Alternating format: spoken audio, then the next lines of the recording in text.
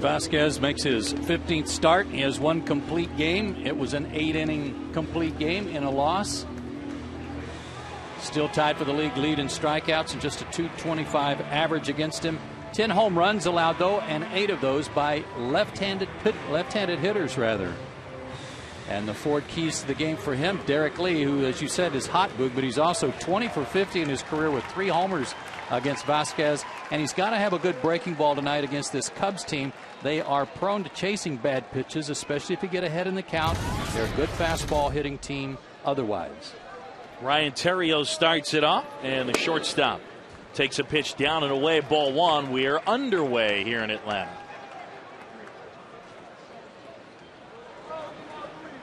What did you say? It was 107? I thought it said 67, and I wasn't. Yeah, I don't think that was right. That's right. 2-0. What do you got, Allie? 77? That sounds like a whopper to me too. Yeah.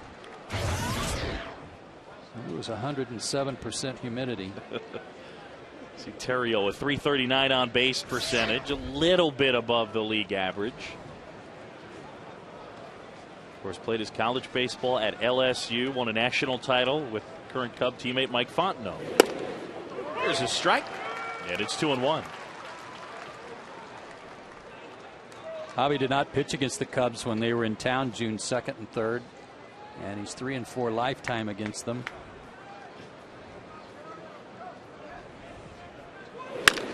Bounding ball up the middle and past the diving Jory Hernandez. Something else we need to talk about, Boog, in this homestand, even beginning tonight, is how the Braves need to score early to try to take the crowd out of it. Yeah, it will grow starting tonight. There are going to be a lot of Cubs fans here. There'll be a ton of Yankees fans, a ton of Red Sox fans. So you say that tongue in cheek, but not entirely.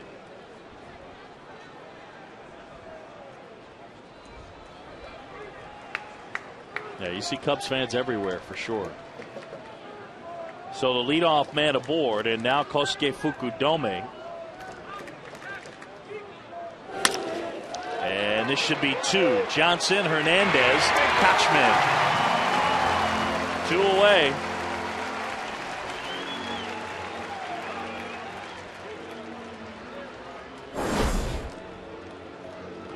An easy room service double play for the Braves there. Good hop for Kelly.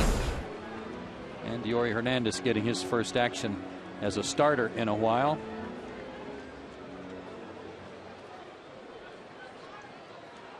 So 2 down now, and here is Jake Fox. Fox starting in left field. Both Soriano and Bradley getting the evening off for Lou Piniella.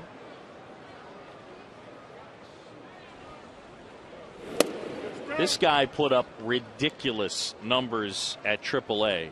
45 games, hit .409, 17 homers, 53 knocked in, and slugged .841.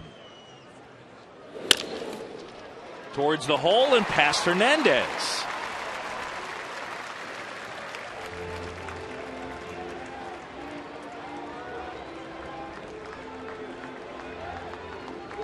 And before you get carried away at home and think that, well, maybe Escobar would have had one of those balls to either side of Hernandez, I'm not so sure he would have, because these were both sharply hit. Infield looks especially wet. I thought at least the first ground ball up the middle that Hernandez had a little bit of that cartoon character. The feet are moving, but he's not going anywhere. And then when he hit, he stuck. First pitch, a strike to Derek Lee. This guy has hit in 18 in a row and has finally found his stroke, and he's been hitting with power.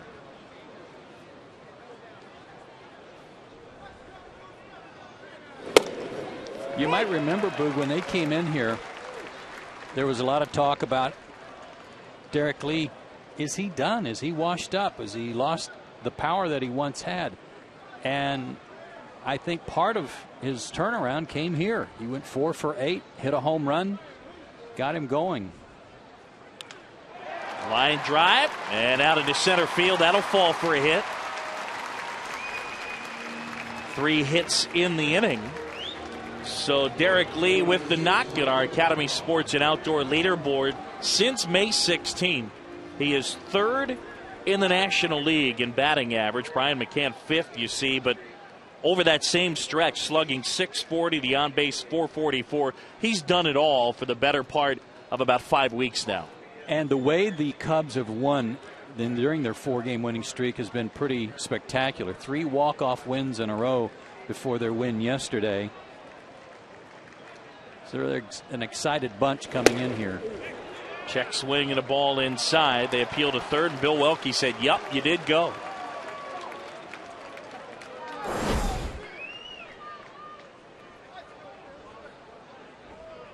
Yep. Was trying to stop, but had already committed. Micah Hoffpower got kind of an uppercut swing. A little bit of an all or nothing guy. He's got some pop, though. Changeup misses, and it's 1-1. And now McCann out there. You mentioned the walk-off wins. The Cubs last 16 games playing 7 extra inning games.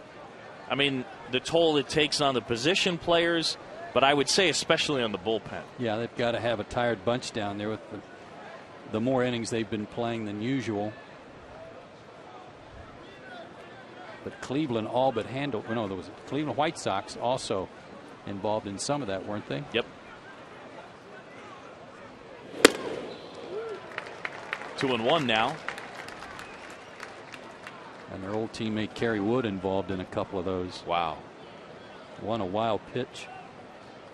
Yeah, gave it up a couple of times. Came in the game, though, his first appearance as an ex-Cub. They gave him a nice ovation, and certainly appreciate Kerry and winning Rookie of the Year and 20 strikeouts and all that stuff.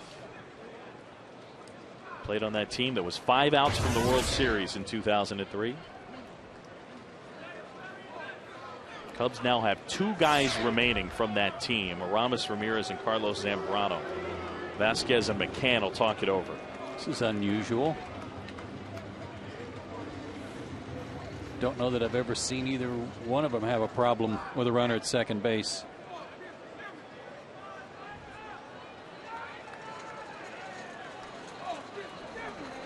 Fox at second, Lee at first. 2 down. And now it's 2-2.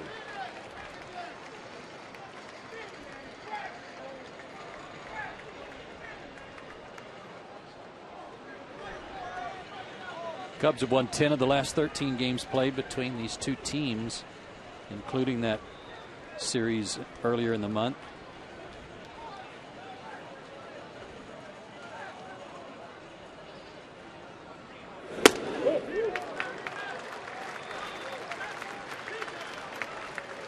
You know, it's interesting. You go back to last year, and I think by most accounts, the Cubs were clearly the best team in the National League. The Dodgers have played like clearly the best team in the National League, but without Manny, I don't know that everybody is entirely sold, and I think some people even question the starting pitching a little bit. They just have to be sorely disappointed in their offense. I thought this team would be better. Yeah. I thought the Cubs would be better. 3-2 now. Breaking ball swing and a miss. He leads the majors in strikeouts per 9 at just about 11. And he gets his first of the night with 2 aboard. Braves will come up to him.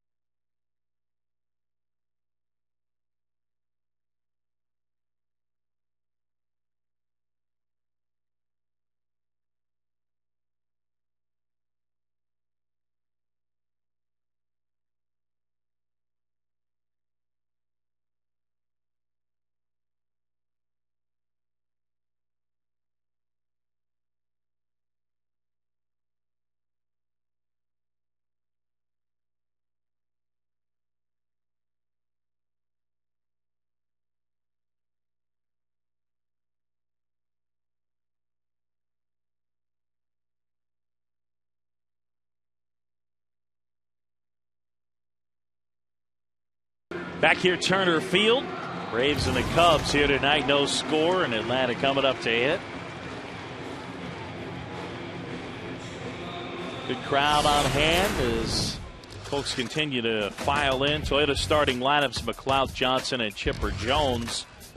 Nate up top in his last 4 has been hot, and he played especially well in Boston.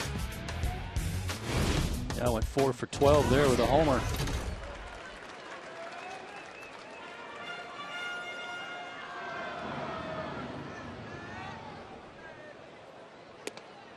Ryan Dempster, 32 years old, 6'2", 215, out of British Columbia, Canada. See his overall numbers for the year and just a 241 average against him, but very little run support. Back goes flying. Look out down there. Remember, Nate McLeod almost took out Paul Maholm when the Pirates were in town, throwing the bat back up the middle. And when I asked him about it, he said, I do that a lot. And a lot of distance on this one, and dangerous for the fans. Good job of the guy in the red shirt to kind of deflect it.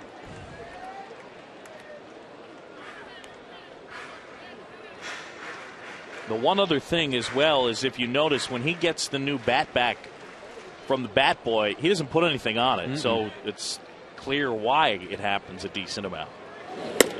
3-2.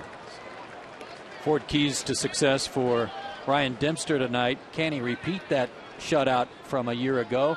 And if you're talking about run support, talk to Javi. He can commiserate with you. McLeod down on strikes to start the first, and 1 away. Dempster's coming off a start, though, against the White Sox. 6 innings, he walked 6. That's highly unusual for him, and he took a 4-1 loss. Despite going in the books as a quality start, he only gave up 3 runs. That's up, says Jim Reynolds. Ball 1 to Kelly Johnson.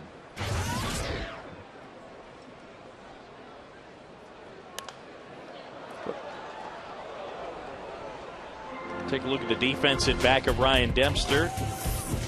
Fox, Fukudome, and Hoffpower in the outfield. Fontenot, Terrio, Blanco, and Lee third to first. Blanco's very good at second, and Soto and Dempster, that's your battery. The aftermath of yesterday's ejections pretty much summed up in that Billy Hahn was dead wrong and the Braves were right. A lot of frustrated folks in the Braves clubhouse after that game. I think even still today. Kelly the other way, and Fontenot gobbles it up, throws him out. All on a pitch that looked like it was a 3rd strike to J.D. Drew, but called a ball. You can see there O'Flaherty was upset, and then J.D. followed with an RBI hit off the wall, and that led to all kinds of discussions. O'Flaherty saying, how could you miss it? Got thrown out. Bobby came out, immediately thrown out. And Chipper says he didn't say anything ugly to Hahn until he was thrown out. He said, all I told him was that you baited him, you were looking for a fight, you came down the line hoping to throw him out, and then when he threw Chipper out, and Chipper got his money's worth. Slider in the dirt. I was surprised to read that it was, I think, Chipper's 6th ejection in his career. Yeah, hadn't been tossed since 2007. Bob Davidson got him. Pennington to the rescue. You could make out his lips when he pointed at him, said you were looking for it. Yeah. And we thought that Hahn had been looking for one earlier in the day when Dustin Pedroia made an out. And Hahn kind of followed him down the first base line.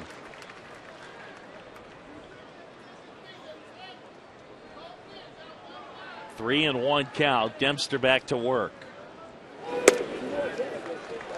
Chipper will take his base. 2-out walk.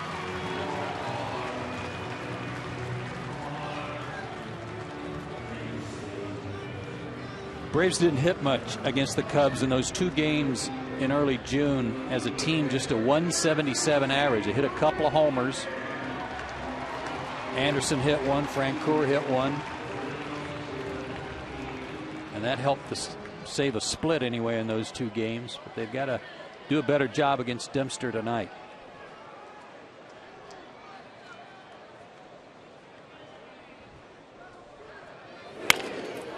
McCann fists that one in the air right field. Hoffpower is there. McCann retired. Braves leave a runner, and we'll go to inning number 2.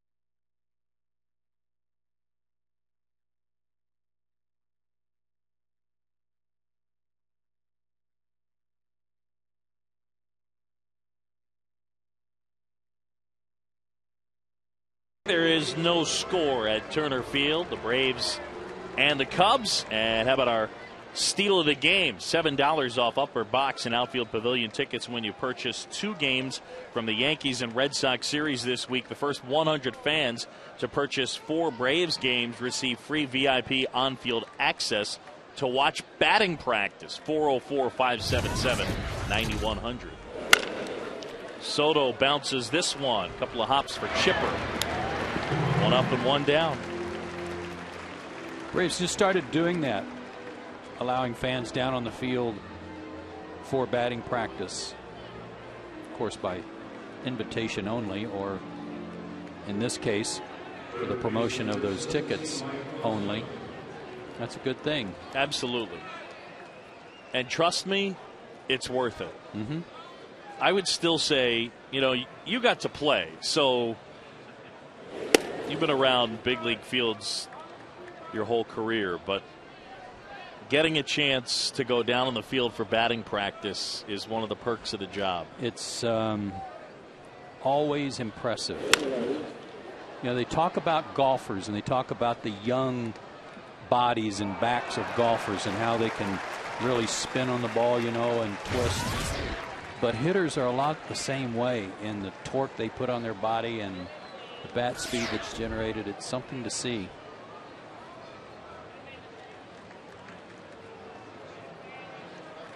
Ball to strike on little Mike Fontenot. Well, I'm sure loves being called that. Little Mike. Fontenot, they got him listed at 5'8", 170. Playing some third base. Aramis Ramirez out with the bad shoulder. They're hoping to get Ramirez back before the All-Star break, but not counting on it. But he is obviously a huge loss. I mean, when you look at why they aren't scoring runs, not that it's just going to be one guy. Bradley's been a major disappointment, but Aramis Ramirez, you could make the argument over the last few years, has been their best hitter. Well, Milton Bradley, as you mentioned, after the year he had last year, they expected big things from him, and he's hitting under 250. And missing Ramirez That's two big spots in the middle of your lineup that they're not getting anything from. They were the top offensive team in the NL last year, and you see why. On base, slugging, homers, and it's changed dramatically in 09. Homers are the same, but the on base percentage, 1st to 12th, that's a drastic drop in base runners. Just not getting as many chances. 2-2. Waited on the curveball and did a nice job just kind of serving that one into center. You can wait on it just fine, but when it's a big hanger like that, you don't have to wait quite as long. Take a look at the location of this curveball. He might have been fooled, but when it stays up there, look out.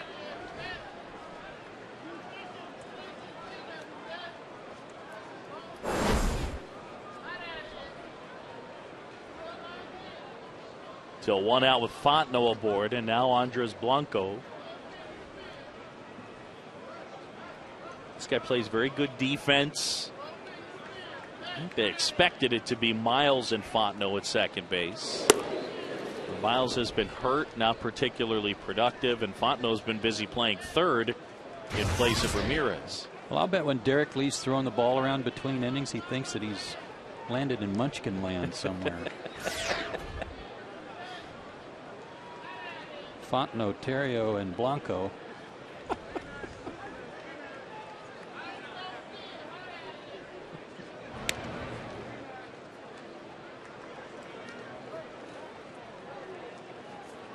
Derek's 6'5", close to 6'6".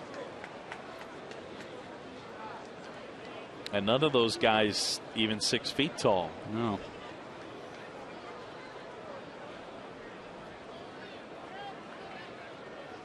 One and nothing to count. Pitch to Blanco. Slice to left. Anderson comes in and makes a basket catch. Had him played perfectly. Sure did.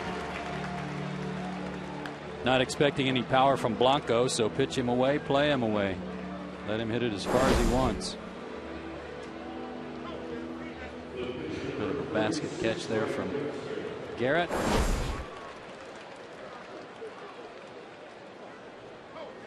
Swinging a hot bat, Garrett Anderson.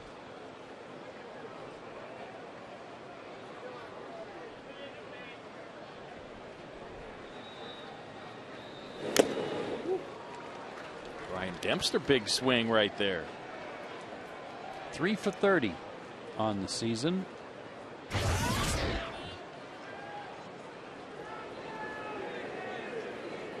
On base percentage. 156. I know we got to have that up there because that's part of the graphic. Right. Everybody's on base percentage. Right. So he's got one. Yeah. Works the count a little bit.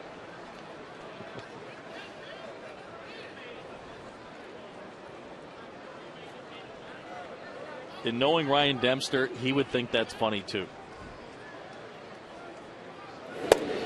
Right there, got him. And for Vasquez, his second strikeout of the ball game. We're midway in inning number 2, and there is no score at Turner Field.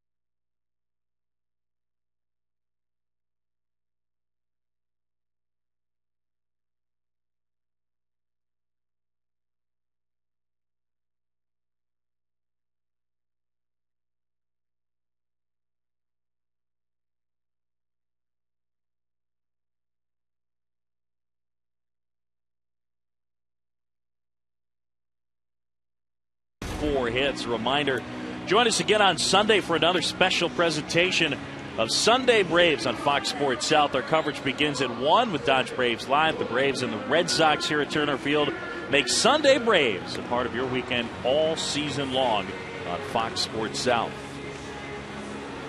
And taking a look at the upcoming schedule brought to you by AirTran. Here's how those 3 teams have performed on the road. Yankees and Red Sox both 500. How about the Phillies? How do you figure that? I don't know, because their home record's so pitiful. And with any good team, the old storyline is, win at home and play 500 on the road, and that's what the Yankees and Red Sox are doing. But the Phillies, outstanding on the road.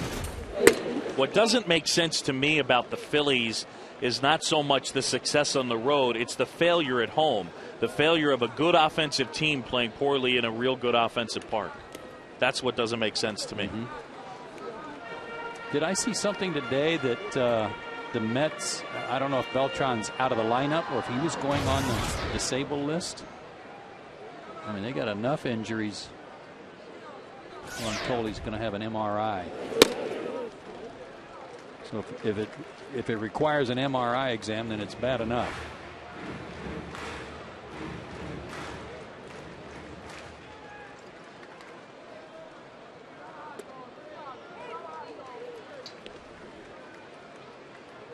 And now I'm told that ESPN is reporting that he is on the disabled list with a problem on his right knee. Bruise under his right kneecap. Are you listening, Braves? Go to work. Get on a good run. Start tonight. They already have Reyes and Delgado on the disabled list. Neither guy is expected back anytime soon. You might have noticed Brian Dempster doing a very annoying thing with his glove as he's in his windup. And he started doing that, I believe, last year, because he does throw a split finger pitch, and he starts with a split finger grip. So when he changes to another pitch, rather than tip it off or give it away, he starts doing all that jockeying so the hitters can't pick up on it. Left field. And Fox puts that one away, and Anderson retired. Yeah, it was actually something that in spring training of last year, he was throwing a bullpen session, and a minor leaguer asked him, do you mind if I stand in? And as he did, he said, I can tell every time you're going to throw a split. And eventually, just sitting around, he tried to figure out, well, how can I disguise it? I think, I'm serious, I think he was at like a barbecue or something, going through his motion, and came up with that sort of funky let's flip the glove around thing, and gets asked about it all the time. But it was just his way of disguising, okay, what pitch is coming next. Line drive, caught at third. That was barreled up pretty good. Casey did that yesterday, right at Euclid. Solid. Right at him. They're playing him to pull, and a bit of a shift on him, and he's right in that hole. Yeah, if it was at a barbecue, it almost looks like he probably was about to drop some ribs and quickly adjusted and caught it before it hit the grass. Yeah, absolutely.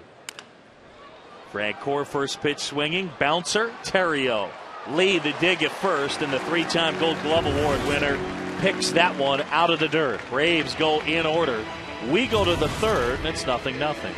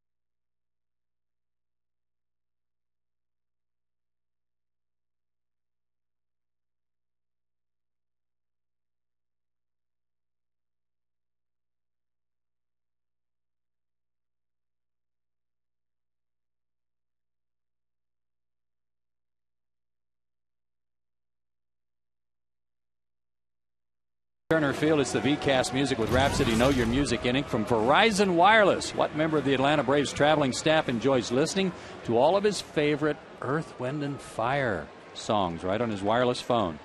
Stick around, we'll tell you in the bottom of the third. They were big when you were playing, weren't they? Very. Were there like 17 guys in Earth, Wind, and Fire? Base hit up the middle. Terrio laces that one. He's 2 for 2. And that's the 5th hit of the night for the Cubs. Yeah, there's a bunch. It was a big group. A lot of musicians and singers who were also musicians, so they blended pretty well. Philip Bailey was one of their main singers, I think.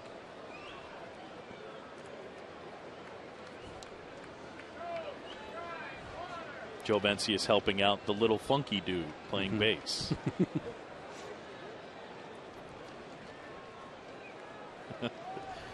Here's Fukudome, wrapped into a 4-6-3 double play his first time and tried to bunt. I'm sure that there's some concern with Kosuke Fukudome that the numbers are looking the way they did last year. Got off to a red hot start like he did last season, and slowly the numbers are starting to decline.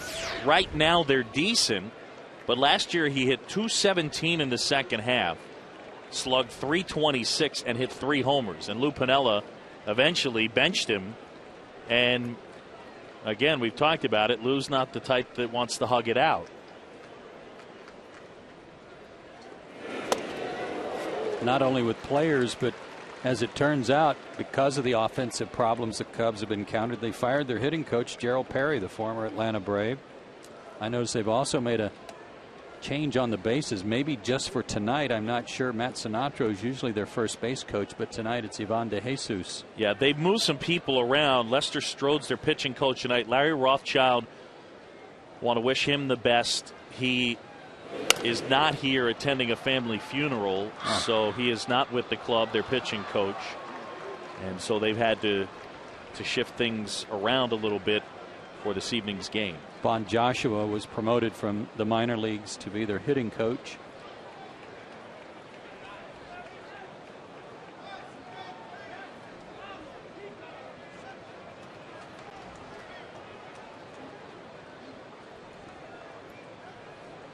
Oh, 2 on Fukudome.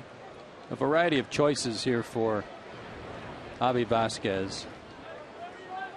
0-2. He's got a lot of different strikeout pitches that he can employ. Fukudome's fouled off a couple of pitches, so let's see what he tries. 2-seamer, 4-seamer, curveball, slider, changeup. A couple of different speeds on the curveball.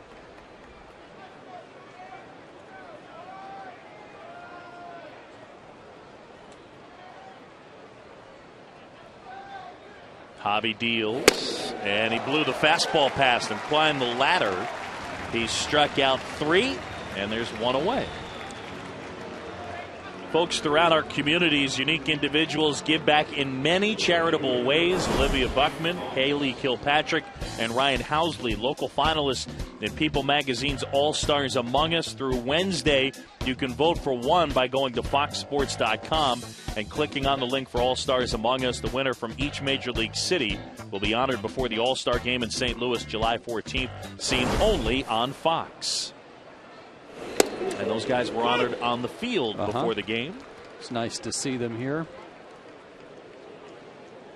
Buckman, Kilpatrick, and Housley all doing really nice volunteer work, and certainly big valuable part of the community here. That sounds like it could be a good law firm, right? Buckman, Kilpatrick, and Housley. Yes.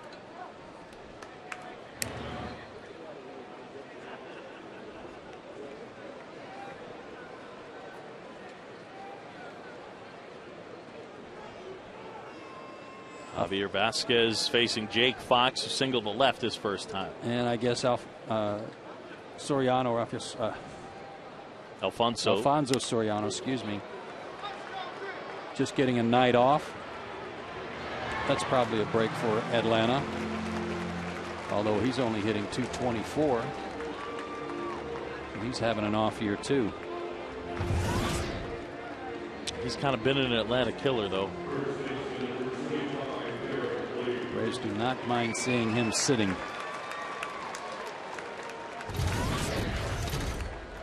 By the way, to all the folks following us on Facebook, our Facebook page, Fox Sports South. I haven't logged on yet. I'm sorry. I'll get there. I'm coming. I'm right there. Somebody's at the door. I'll get it. Yeah, I'm sure they're anxiously awaiting. Where are you? Yeah. What happened to you?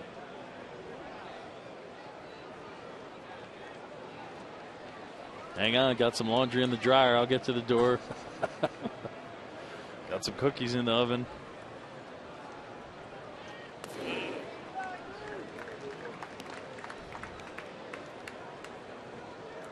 Well, the rain that we had passed through, and a lot of high wind came with it.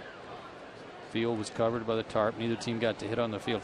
It's still extremely muggy. I was just going to say. And Javi Vasquez and Ryan Dempster are going to work up a quick lather, because I am up here just wearing headphones. Yeah, it's sticky. They need Allie to get a spritzer ready later. Just keep us going. 3-0 to Lee with 2 outs, and Terrio at first. Little slider for a strike. How about that? Good pitch. I mean, he just throws it all up there. Uh-huh. You see the curve more than the slider, I'd say, but you see the slider still. Change up. And in any count, guys, this hot, even 3-0, you're not just going to throw him one down the middle. Oh. Lee drives that one right center field. McLouth out there hauls it in. He's got good power in that direction, but the park held it. And Vasquez pitches around the leadoff single midway in the third. Cubs nothing, and the Braves nothing.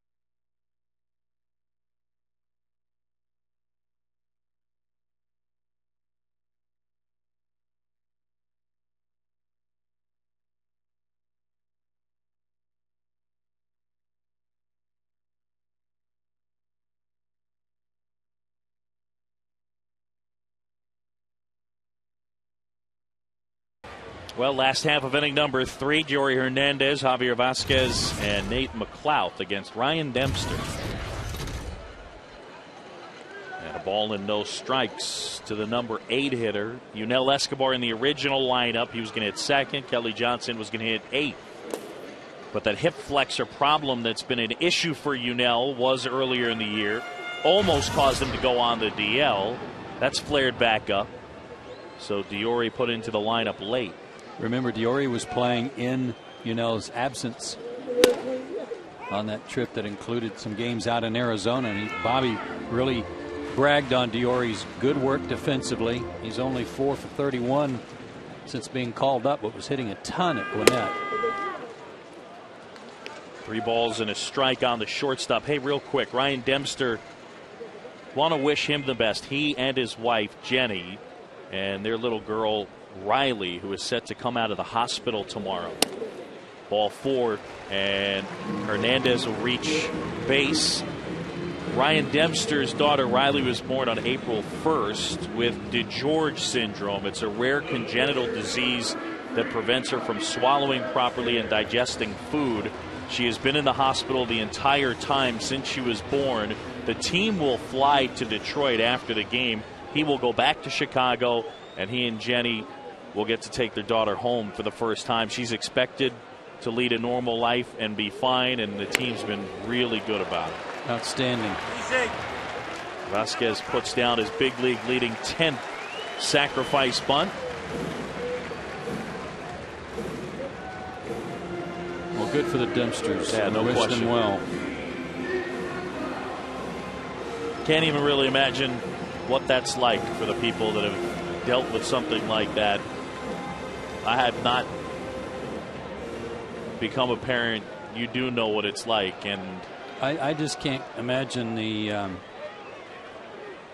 what it's like for a guy like Ryan to try to concentrate on his job at hand when you're having to deal with that, let alone leave town for a road trip.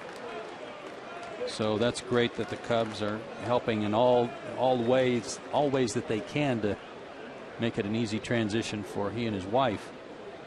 Yeah, full disclosure, I've known him since he was 21, and he came up with the Marlins and saw him before the game. He is not a guy that cares about talking on the day of his start. So I went up to him, but yeah, I purposefully did not bring it up to him because I'm sure it's already on his mind, but it's something you're not going to say, and I know he's focused on doing his job here tonight.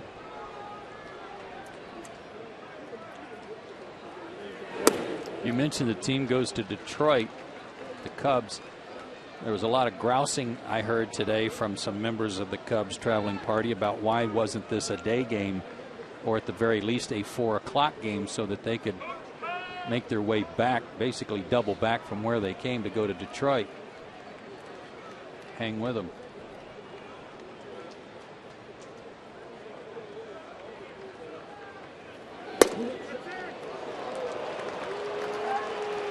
Two and two now. You can hear some Cubs fans booing.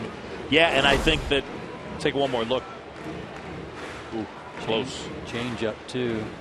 Good pitch. Jim Reynolds had a good look at it. If I were in their shoes, I'd feel the same way. But you're the Cubs. You're always going to be a draw, and you're absolutely right. Hang with them. Line drive and a base hit into left center field. Hernandez around third. He'll score. Nate McLouth stays out. 1-0. Braves lead. And as you see so many times, after a pitch didn't go the pitcher's way, gives up a base hit, he then will glare in at the umpire. Ryan Dempster has not turned around even once. From right here, he's never turned around to look back at Jim Reynolds like it was his fault that he gave up the hit. Good piece of hitting by Nate McLouth. He has his 44th RBI. Good ABC baseball by Atlanta.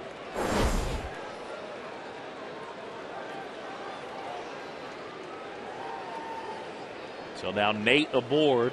And Dempster knows that he is a base stealing threat.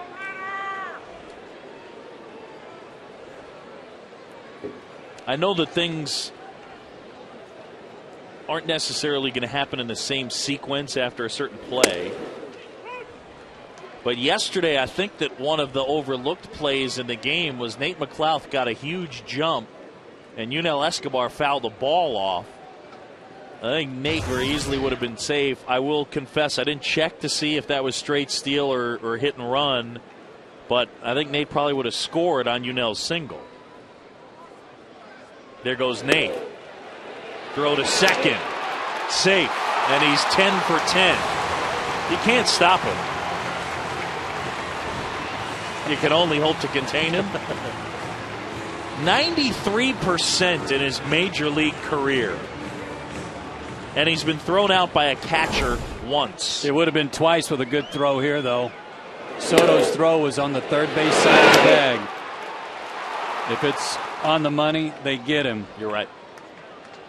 But Terrio having to drag the ball back to the base cost him. I think we mentioned it earlier, and I know it's high school, but even still, Nate confirmed for me he was 180 for 181 stealing bases in high school. Like, buddy, I know you could run back in the day, but 180 for 181? No, I don't think I was quite there. Wow. Joe Vencius asked a good question. Who caught him? Yeah. I don't know the answer to that. Who did he sign with? Now, I will tell you this. Joe Mauer struck out one time in high school, and one of the Minnesota papers found the guy that struck him out and did a story on him. No fooling. Yeah. Huh.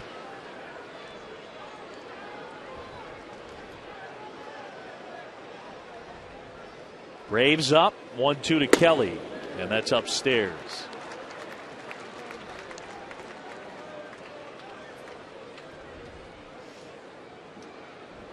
And McLouth brings that extra something. I mean, now you got a guy in scoring position and the running game helping. And putting pressure on the defense.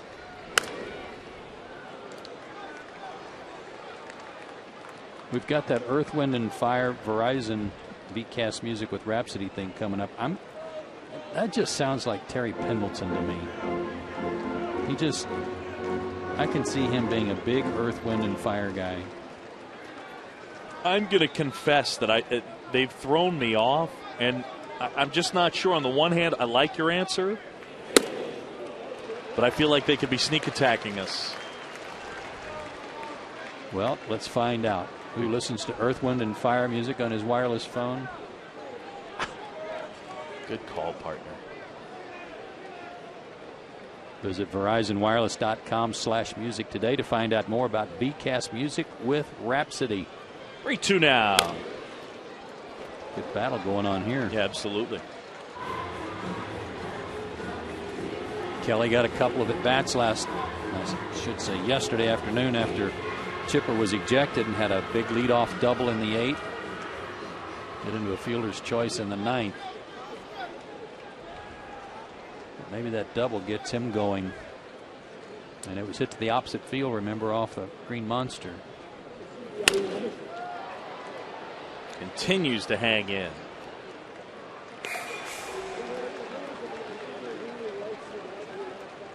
Dempster's got a good arm. He's in the low 90s with his four-seam fastball. And remember, he was their closer for a couple of years before becoming a starter again last year. Started his career as a starter. He was an all-star for the game played here in Atlanta. And Kelly will take his base. Joe, that's the 19th walk accepted this year by Kelly Johnson. You've made this point before. Kelly now with 19 walks. You go back to 2007, which is his best full year. 16 homers. He had 10 triples, 26 doubles. On this date, back in 2007, he had 43 walks, and that was number 19. And you just saw right there how the walk rate has declined. Yeah, by half or double, depending on which way you're looking at it. It's taking twice as many at-bats now per walk. But that was a very good at-bat, and he fouled off a lot of good pitches. Absolutely. Good pitcher's pitches.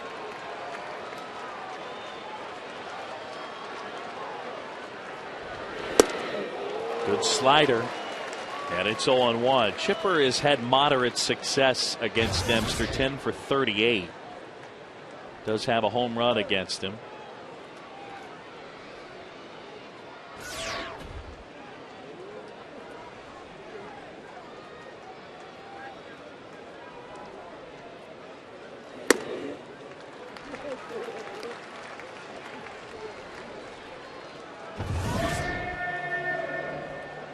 Dempster about to throw pitch number 50. And you can see the sweat dripping off the brim of his cap. 2-1 now. Yeah, and half of them this inning.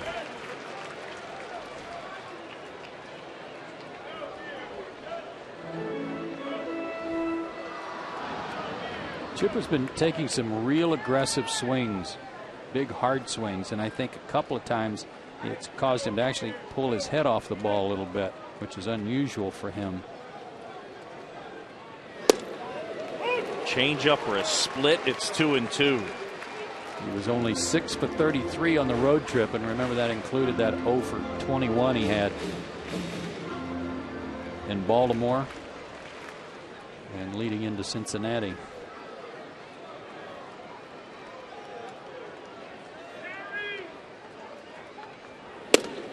Inside now, and it's filled up.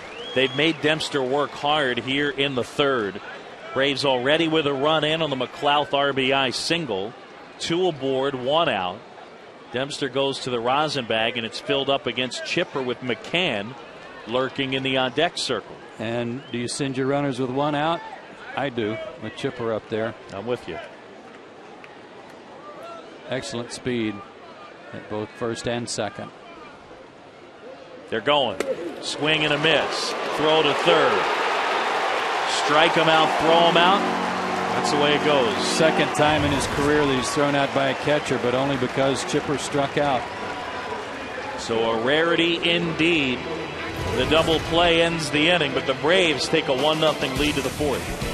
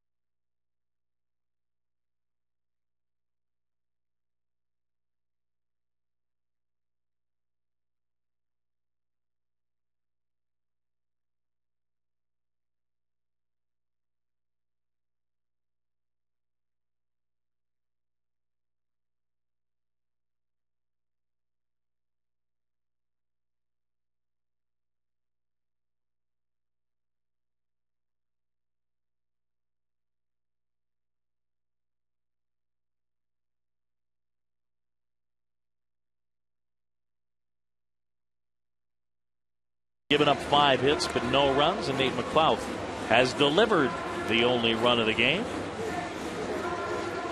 Nice night for baseball. A little sticky. Javi Vasquez trying to pick up win number 5. I think we're going to bring the Duck into the picture. Aflac! Thank you. Our Aflac trivia question. Who's the only player with more career hits versus Javier Vasquez than Derek Lee's 21?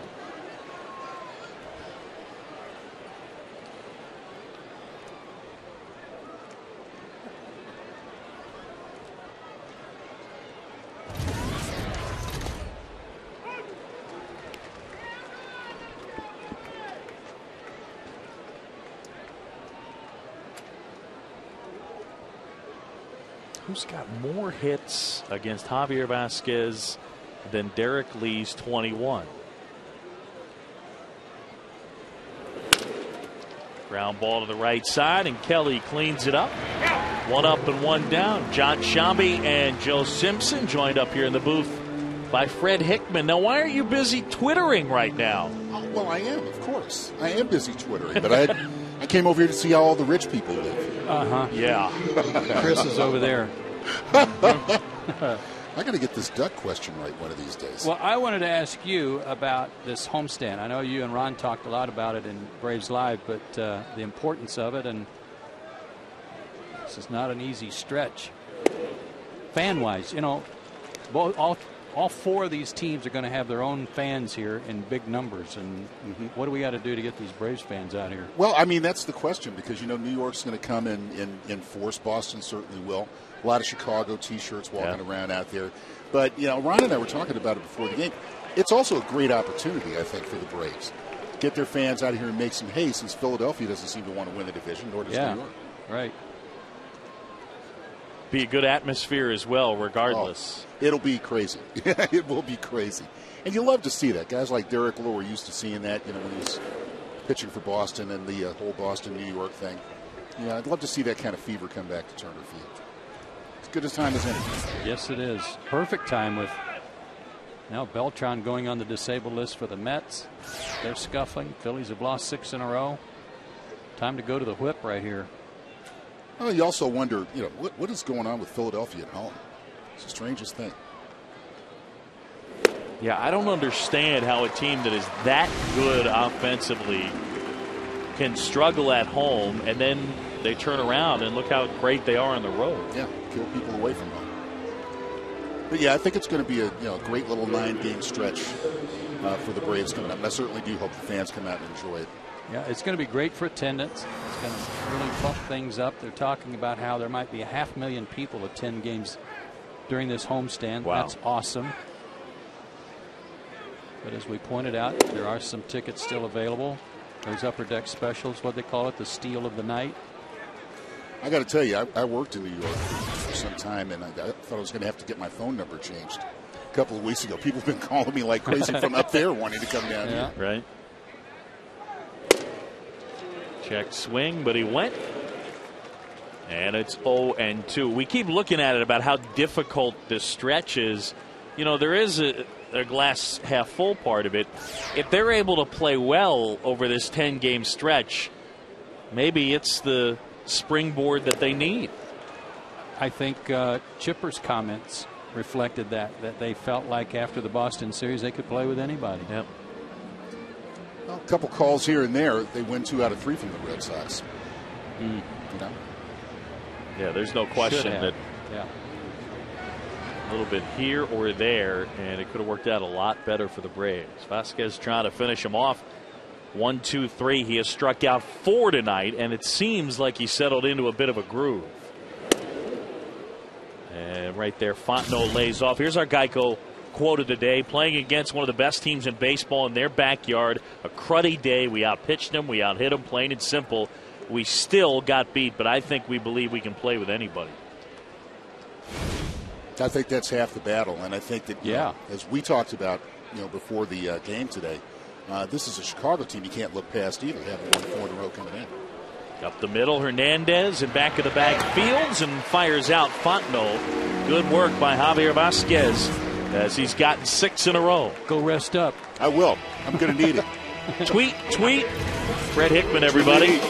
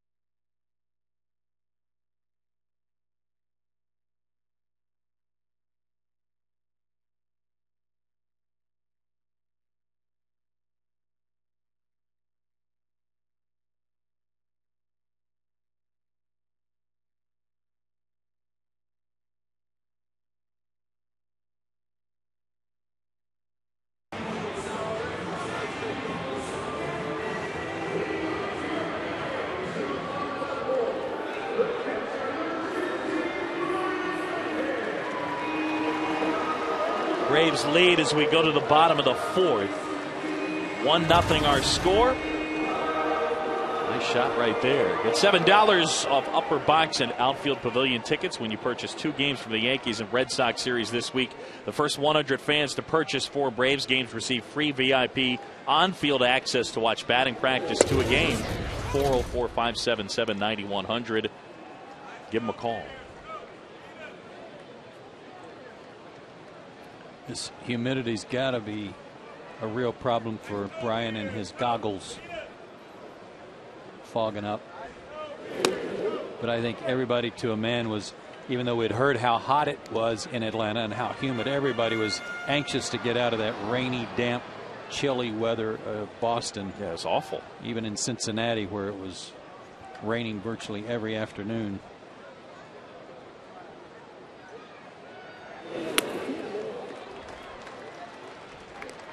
Only 2 strikes to Brian McCann. McCann, Anderson, and Kochman here in the fourth. Yeah, the fogging up is especially an issue for when he's catching. But you see him in the dugout wiping off the glasses and making sure they're okay a lot. Ooh, that was close. Good try by Dempster to try to throw that 2-seamer coming back over the inside part. Check swing at a ball in the dirt. Did he go? Yes, says Bill Welke.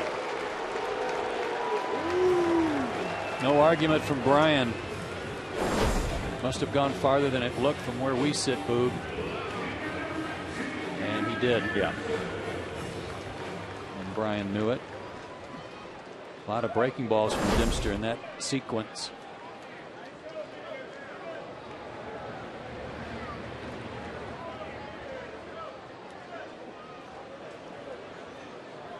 What was the Athletic Trivia question? Most hits. Who has more hits than Derek Lee against Javi Vasquez? I'm going to say it's like an Atlanta Brave. Yeah, that from the days when he pitched in Montreal. Somebody like Andrew Jones. Ooh. Rip to right. Hoffpauir back some more. Can't make a play. Anderson into second. And Garrett continues to swing a hot bat. A 1-out double. That looked like he was fooled and kind of one-handed one and almost hit it out.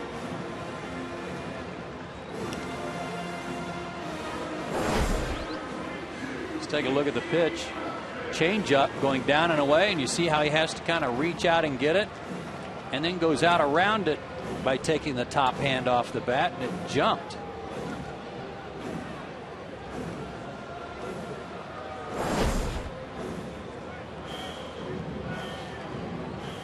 Isn't Hoffpauir normally a first baseman? I mean, isn't that his natural position? I believe that's correct. Not going to play first for the Cubs, but they wanted to get his bat in there.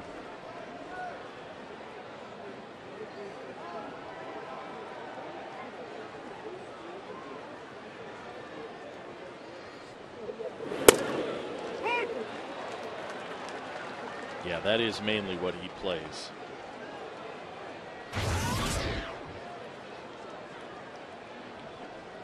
I mean, in the media guide, they list him as infielder.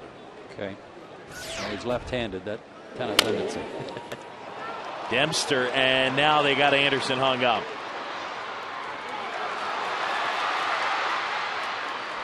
Fontenot puts the tag on Anderson, and that's that.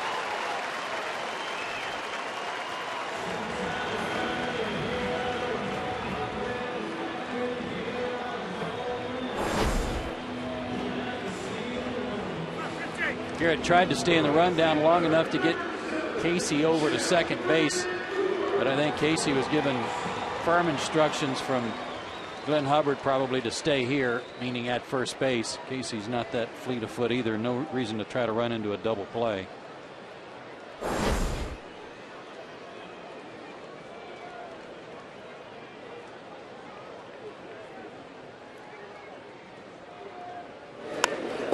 Ooh, inside, I mean right on his hands. Good thing the Braves have employed that screen over there for the people right by the on-deck circle, because that was just about face high going over there to those people in the front row. Francoeur rips that one center field. Fukudome plays it on a bounce. And Kochman will stop at third. Jeff Francoeur in with a double.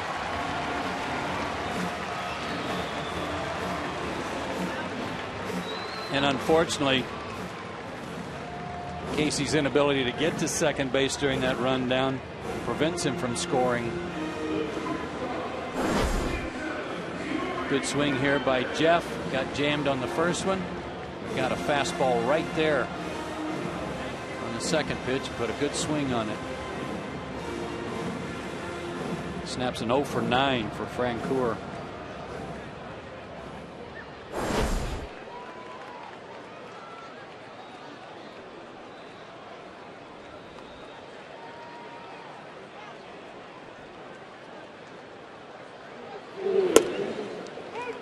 Strike to Diori Hernandez, walked and scored. Let's see how greedy Dempster gets here with a guy who's not an everyday player. He's got first base open and the pitcher on deck. Will he actually go after Hernandez or wait to get Vasquez? What do you like to see in these spots? I wouldn't let a position player get a chance here. If you get too greedy, thinking, well, we can get this guy and then have the pitcher leading off the next inning, sometimes it really comes back to bite you.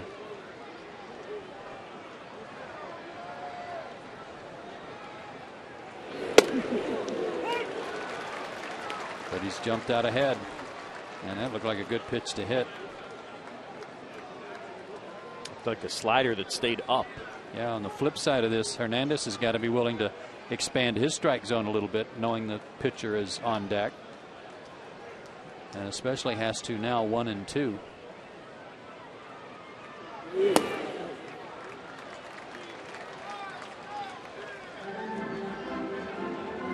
Dempster's really had to work hard though the last 2 innings. A lot of pitches.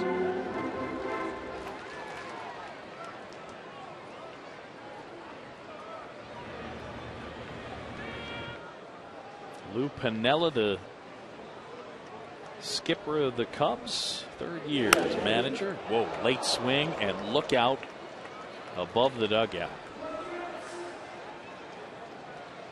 It's worked pretty good though with Lou Piniella as their manager. They've been to the playoffs each of the last 2 years, swept in each of the last 2 years in the playoffs, but back-to-back postseason appearances nevertheless. It's funny, even last year with the offensive team they had, they really got shut down. And if you don't score, you're not going to win in the postseason. You got to swing the bats. Really argued that their good play started right around June of 07. I remember because Chipper was hurt. It was the weekend that, or the series that Yunel Escobar made his big league debut, and Lou Piniella went bananas on a call at third. And from that point on, the next day, Mark DeRosa hit a grand slam. Cubs won the finale and kind of took off from that point, and last year ran away with the best record in the National League.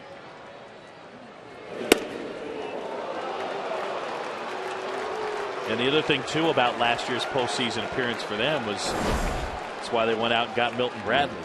It was close, but off the plate. Yeah, never came back. But again, here 3 and 2, he doesn't have to throw a strike. He can wait and pitch to the pitcher. I'd be really surprised if he threw him a fastball.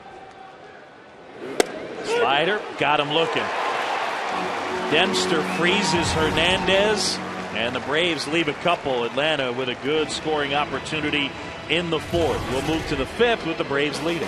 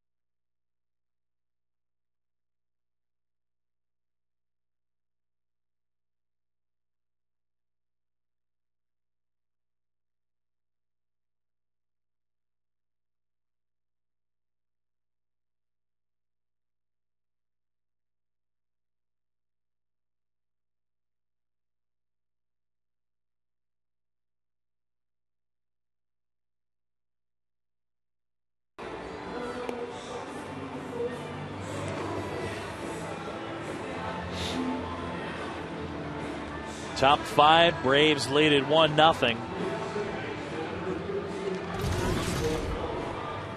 And here at Turner Field, pretty good crowd with the Cubs in town. All right, here we go with the Duck. Our Aflac trivia question: who's the only player with more career hits against Javi Vasquez than Derek Lee's 21? Who'd you have? Andrew Jones. Let me say Chipper. Aflac. Okay, then. I didn't have him. No. But they played together. Lee and Castillo did. I don't know where I was going to come up with that. But the same division. I mean, right? A lot of games between the old Expos and the Fish. Andrew is third with 20, we're being told. Cool. Cool. Came close again. Yeah, you did. Speaking of the Fish, they're playing pretty good. Florida. What'd they take? 2 out of 3 from the Yankees? They're 1 game under 500 again, 3 games back. They won 6 out of 10.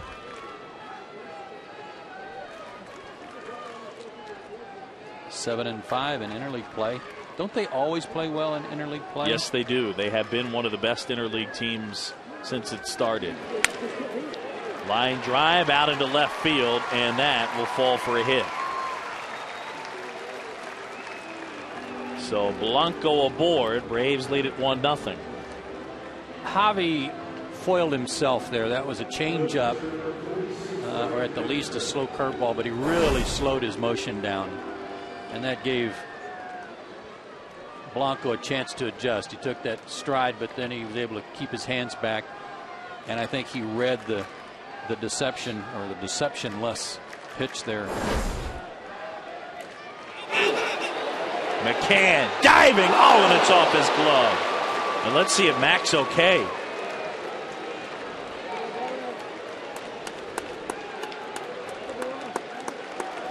Looks like Charlie Brown down there.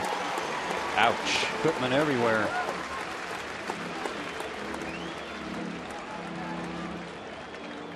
My knee was what he just said. And you can see some blood on his arm. Always nice when your teammates kind of dusting you off, too. That was nice of Casey.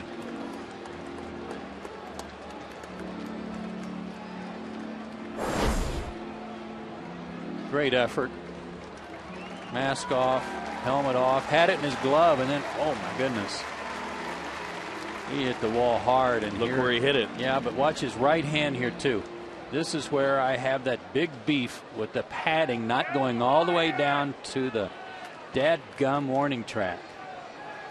Smacking his bare hand into that concrete. There's no reason why the padding shouldn't go all the way to the ground. None. Batted back to the mound. And Vasquez throws out Dempster. I believe the word I was trying to say was bunted. I know this is one of my pet peeves, and I harp on this, but that space down there below the padding, watch his right hand slide right into the concrete. And I know he wasn't complaining about his hand. Well, the knee hit it first. But the knee hit first. No, I'm with you. I'm assuming it's because they want to be able to drag the surface, but I don't know the answer to it. That's not a good enough reason. Yeah. It really isn't. Don't drag quite as close to the wall and go with a rake, drag a rake around there or something. But there's just no reason to leave that concrete exposed, in my view. And we typically see it in the outfield when an outfielder's diving for a ball. Well, remember Matt Diaz last year in Milwaukee getting hurt. Talked about that. It's that way in a lot of stadiums. It's that way everywhere that I can think of, not just Turner Field.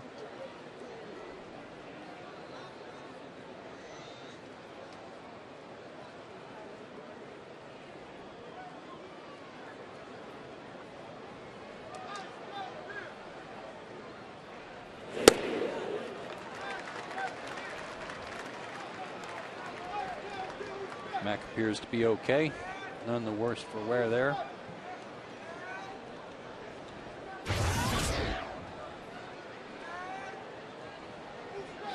Terrio's had 2 good swings on the ball tonight and 2 singles to show for it, and he's hit an 8 straight.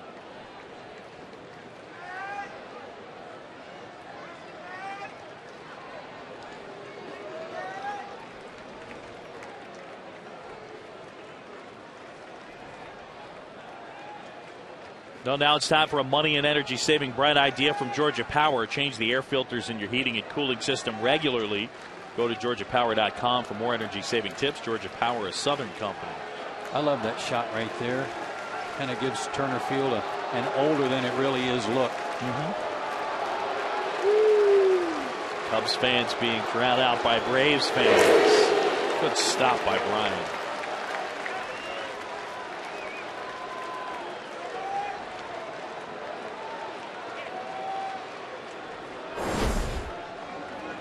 Like a slider.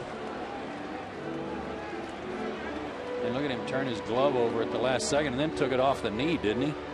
Did that catch some of the glove too? He's going to try to catch it backhand, tried to switch his glove around, and then it may have hit the shin guard or the inside of the knee. I thought it hit the guard, yeah. McCann beat up early on. 3-1. Slow roller right side. And on the play, Blanco to third. What great weapons Javi Vasquez has, you know? We've seen it already tonight. He's made some pitches with off-speed stuff, curveballs or whatever, 3-1 counts. And he did it there to Terrio, who was already 2 for 2 tonight. And the importance of that in this instance is that Derek Lee is not that far away. You want to get out of this inning before you have to deal with him with anybody on base. And he can do that if he can get either Fukudome or Jake Fox.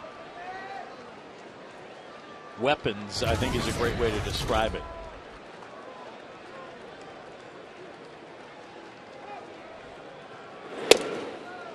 Inside with that one.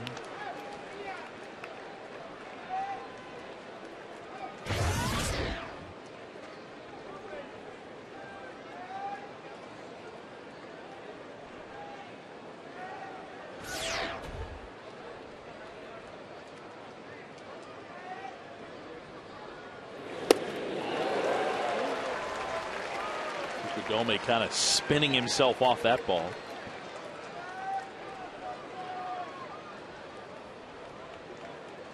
Like so many Japanese hitters who have come to the States, very much a front foot hitter. They get off most of their weight off their back foot in an effort to try to get the bat out front quickly.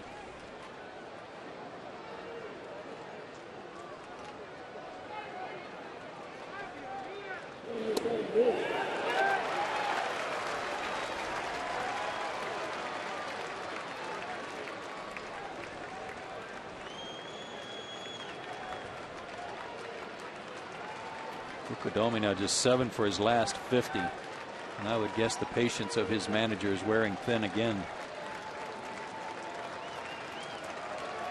The 1-2. I think the other thing as well, defensively, Bradley's not great in right field. Fukudome is a very good defensive outfielder. Scouts I've talked to don't think he plays as a natural center fielder. He is a really good defensive right fielder and okay in center. Nope, Bradley getting the night off.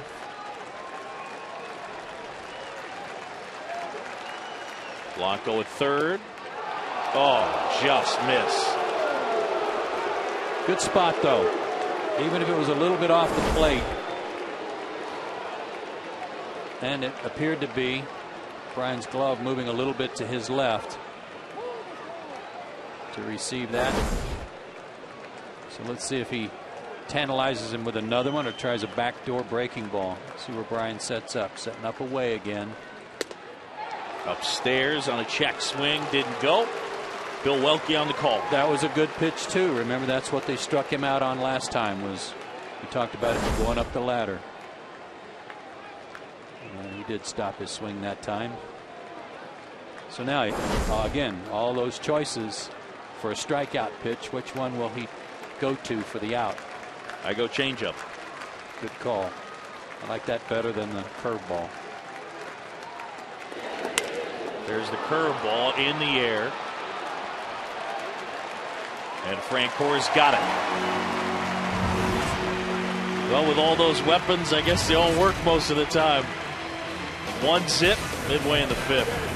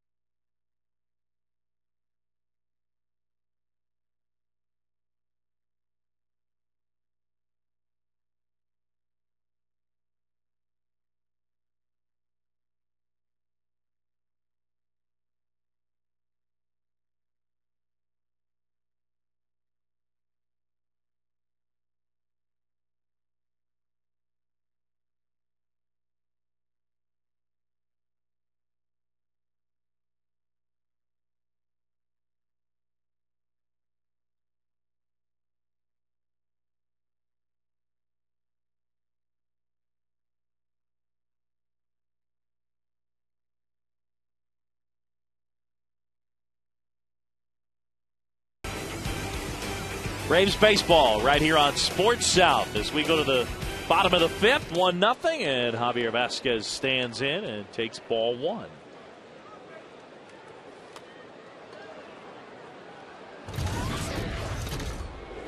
I'm not sure what the deal is. It's been really difficult to figure out, but Javi hasn't been swinging the bat well this year. Career .204 hitter. He's only hitting .077. Bingo. He's been bunting well. And he's got a couple of doubles, but just 2 out of 26 on the season. How long was he with the White Sox? 2 years? I believe 2. I think it was the Yankees 1, the White Sox 2. Okay, so 3 years perhaps without swinging the bat will do that to you. Okay, fair point. 3 with the White Sox, I beg your pardon. He went Yankees, Arizona, Chicago. So 4 out of 5 years he was in the American League.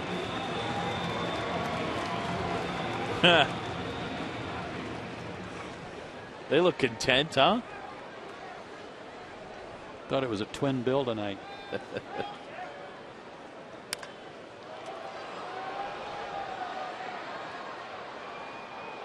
one sliced in the corner. Long run for Fox.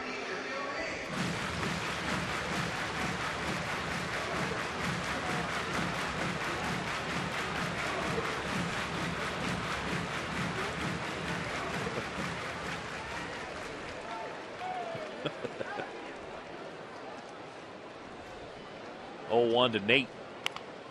Off the end of the bat, Dempster.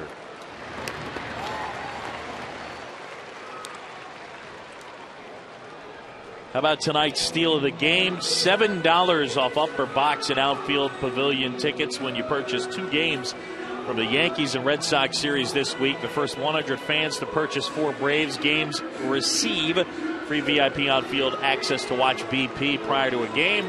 404-577-9100.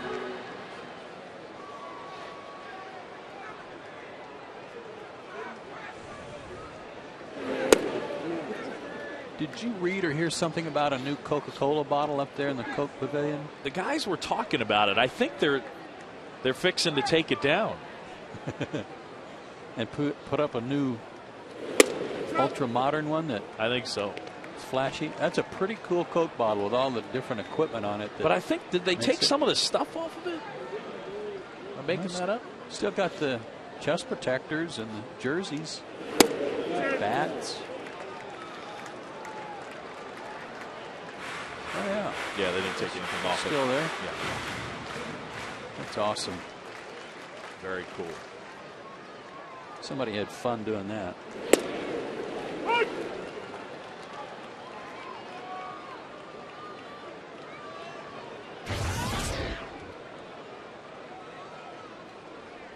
One to Kelly.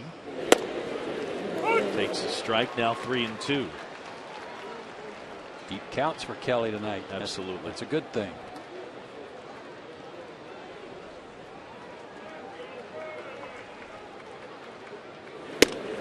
Ball 4.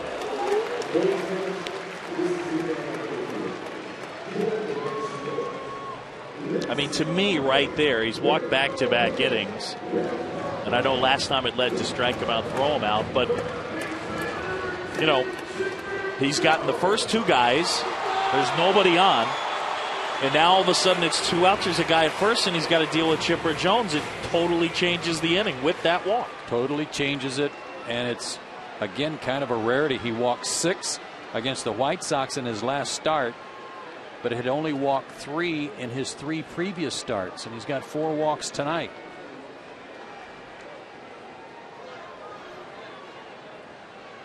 Chipper 0 for 1. Rips one out into right center field.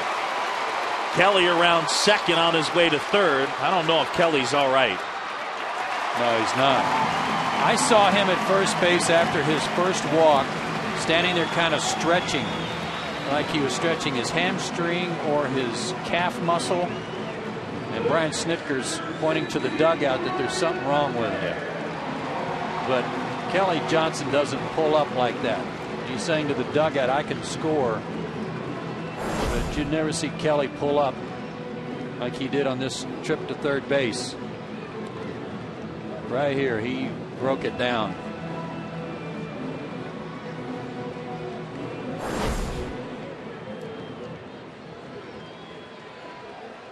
But again, it's hard to tell when the way he was stretching, kind of grabbing the toe of his shoe and stretching while on the base at first. My guess is it's cramps, because might be, yeah. I know he's had that issue before on hot days. Just really cramp it up badly, and you can see him right there.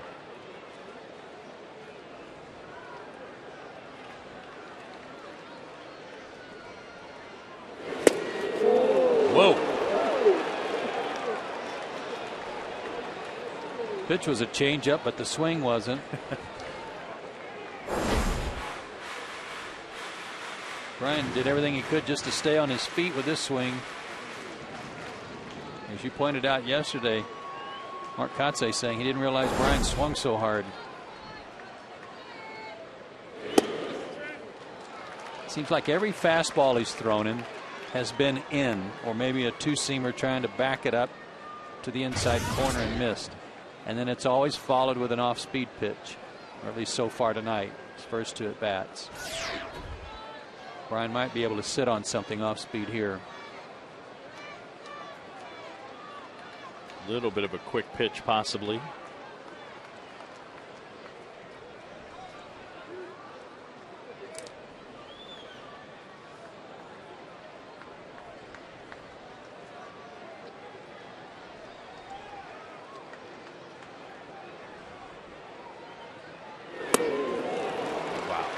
Splitter.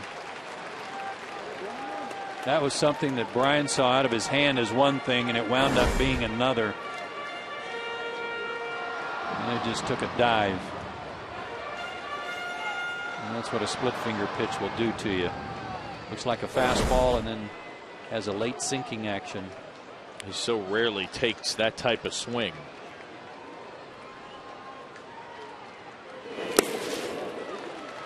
Remember last time up, he struck out on a check swing. Something here as far as Brian Dempster is closing in on 100 pitches. That has been tough for Brian McCann. 3-2 last inning. Granted to a different type of hitter. And Diori Hernandez, he threw him a 3-2 slider, kind of threw it at him and froze him and broke it over the inside corner. But he's got first base open. He has the luxury of throwing something off speed pitch here again. That's hammered and caught at first. Oh, he just hit a rocket. And Lee able to spear it. It would have scored 2. 5 in the books here at Turner Field. And the Braves not able to cash in here. They lead it 1.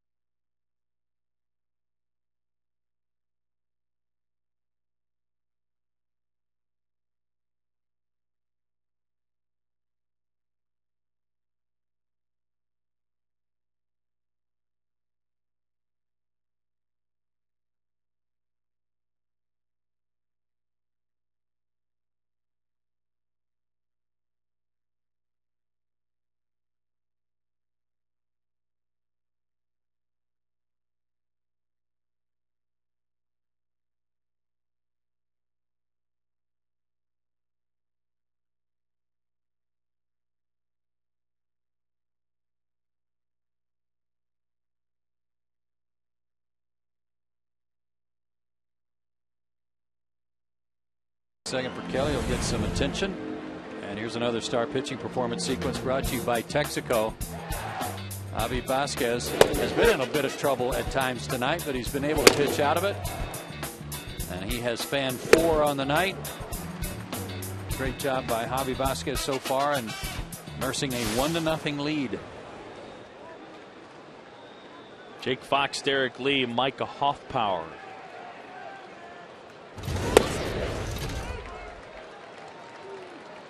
Just feel like it's the same thing, start after start after start with him. He just gives you the consistency, throwing strikes, getting strikeouts.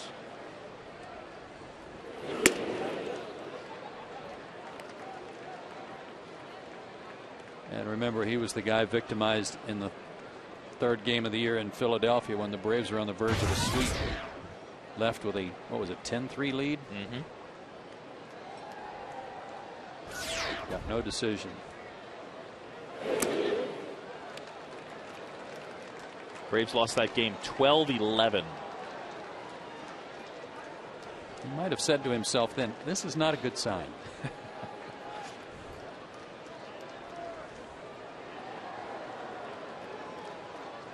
Jake Fox, 3rd round pick out of the University of Michigan in 2003. What pulls off of that one? Michigan turns out some good players, don't they? Yeah, no doubt. You know, for a cold weather school in the spring,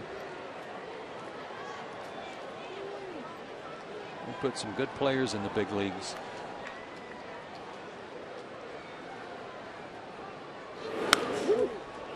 J.J. Putz, a Michigan alum. I'm trying to think of some of the other ones. Well, Where'd Derek Jeter go? Well, he was supposed to go there. Oh, okay. Barry Larkin, did he go to Michigan? Indeed. Chris Sabo went to Michigan. Jim Abbott.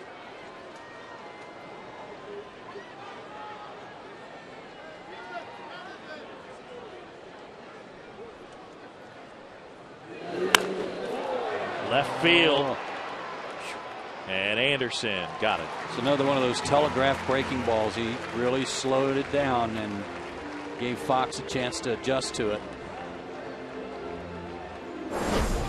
Here's in regular speed, but the body kind of flew open, but his arm was dragging back, and fortunately Fox got under it a little. Look, he's going to make a couple of mistakes with that off-speed stuff once in a while. You just got to give him a few runs to allow for those.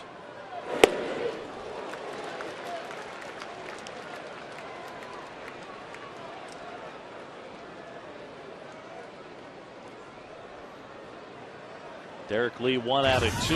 As we said earlier, he's got a lot of hits against Javi Vasquez, second most of any big leaguer, and he's been red hot. He's hitting 19 in a row now.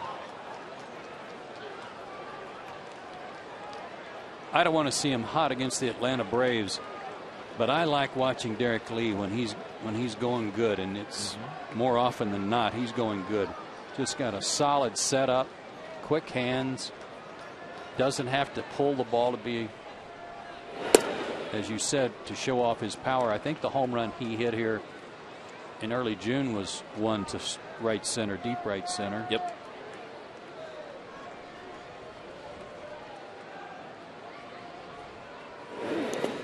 He has excellent balance too for a guy that has his kind of power. Doesn't take a big, long, I'll say healthy cut where you see him falling down and spinning around.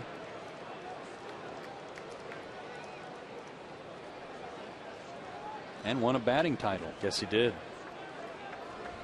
Been an all-star a few times. 3 times he's won the Gold Glove.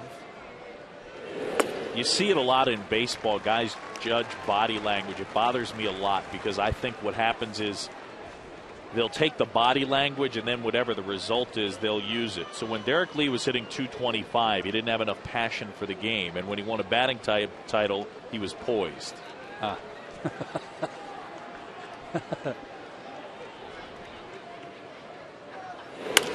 Well, he's one of those guys that I would, if I sat here, I could come up with probably 10 of them in baseball. But off the top of my head, I'm thinking of Albert Pujols and Chipper Jones. And Derek Lee is one of those guys where every time he comes to the plate, he looks like he's really about to do something. Right. Doesn't he? Sure. It's like, yes. Hang on, honey. Don't get the hot dogs yet. I want to see what happens here. Yeah, the setup, I agree, and there's just a real relaxed look on his face. He had a great line to me one time when I asked him. He's a guy who never throws a helmet or a bat ever. It's just the way he's wired. He's ultra competitive. But I asked him one time why he never snaps, as the players like to call it. And he said, because when I think about throwing the helmet, all I can think about is Mom calling me after the game and saying, what's that childish behavior going to do for your performance? 3-2. And that just kind of sums him up. Yeah. You know, that's the way it works for him. And I'll bet that makes his mom feel good. Sure. But what I think is cool about it is Mac just lined out to first and threw the bat. I'm good with that, too. He's fired up, and that's true to Bryant's personality. And you know what? For the Atlanta Braves, I like seeing some of the guys get upset like that. Don't want to see it all the time in terms of firing helmets and bats, but you appreciate the passion.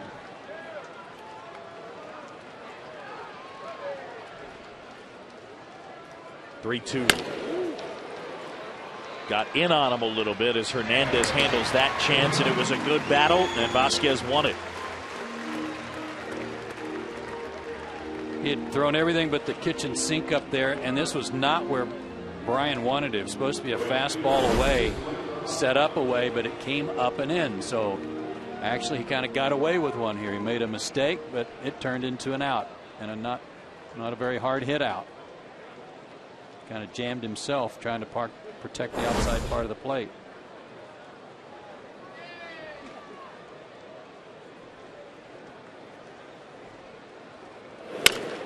Bounding ball up the middle and past Martin Prado.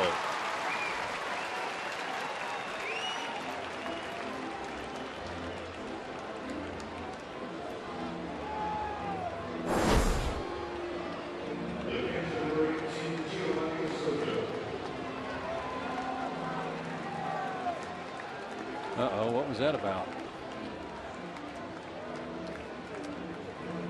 Brian McCann's out there talking to him.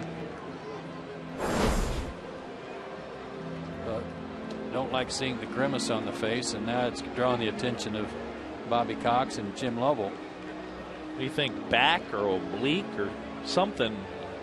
Maybe his neck. Maybe like a little stinger, like his neck, a crick in his neck.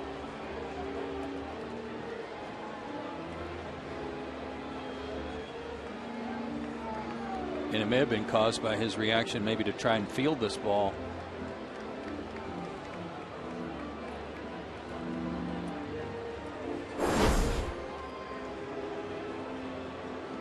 Right there, and he kind of like lunged for it.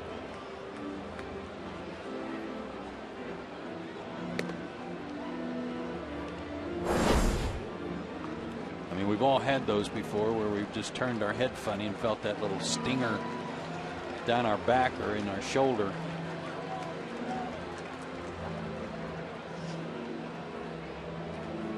Peter Moylan, just in case. Should be able to tell right away on this first pitch or two to Soto whether or not he's okay. So the two natives of Puerto Rico will square off with 2 outs and a man at first. It's a 1-run game. Braves lead. Only run back in the third. We're talking about people who are having off years like Milton Bradley and the lack of Ramirez in their lineup, and this guy certainly nowhere near his numbers from a year ago either. He's got 12 extra base hits. At this point last year, he had 33.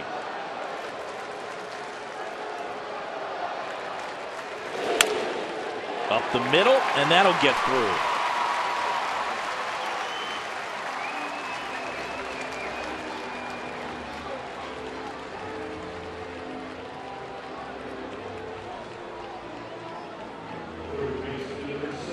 So back-to-back singles with 2 outs.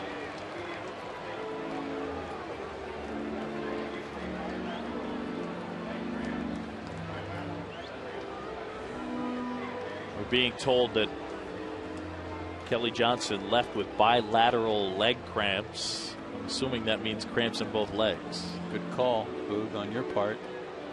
Bilateral. That just sums up the problem with medicine, right? Making everything complicated. Trying to figure out that bilateral thing. Bilateral.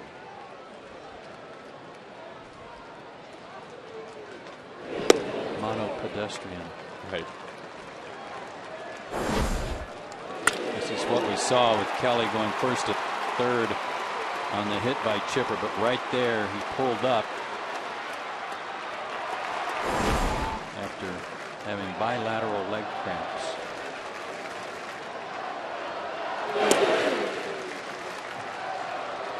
Cubs fans making some noise. Javi Vasquez at 88 pitches now.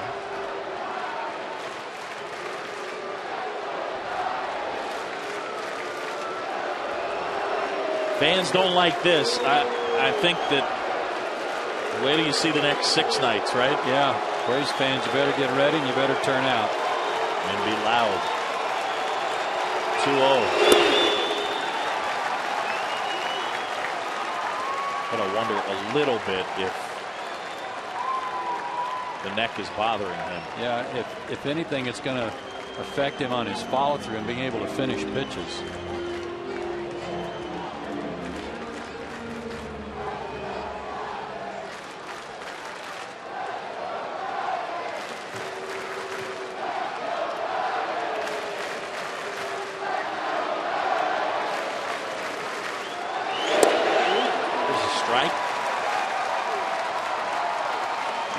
Slider.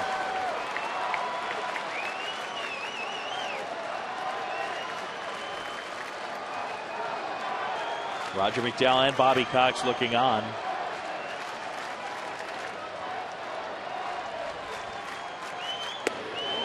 And he lost them. I don't think he's able to finish his pitches like he was. Just watching that last one, he was a little more upright than he typically is.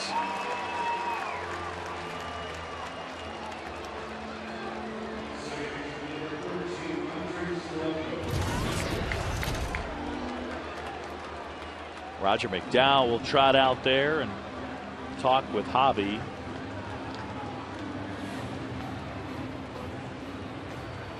I mean, you've got the lower part of the order, that's true, but if he's not able to pitch like himself, then that sways the advantage to the hitter.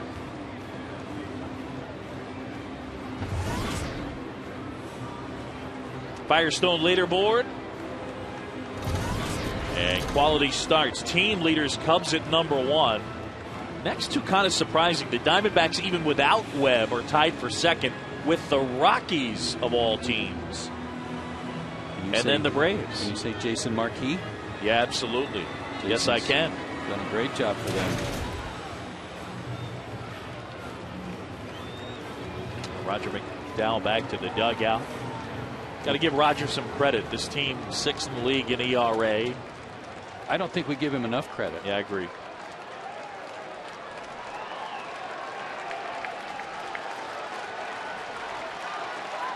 He seems to be able to connect to every pitcher that comes through here. Blanco up. And he missed there. Got a pretty good pitch. Well, by Roger going out there, that means by rule Vasquez has to face this hitter. Can't make two trips to the mound in the same hitter.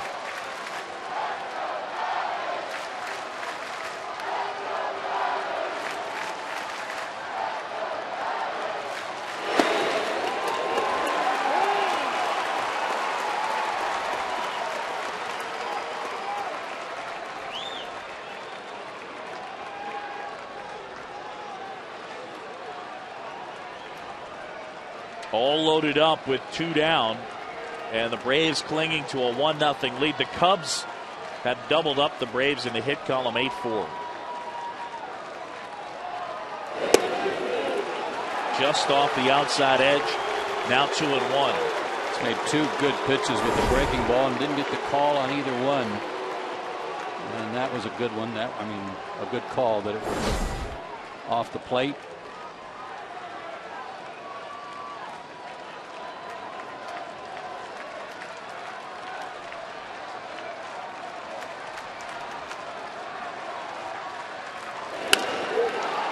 Center field, McLeod back. He's there. He's got it. And Vasquez gets out of the inning. More excellent work from the right-hander from Ponce, Puerto Rico. 1-0 Braves lead it.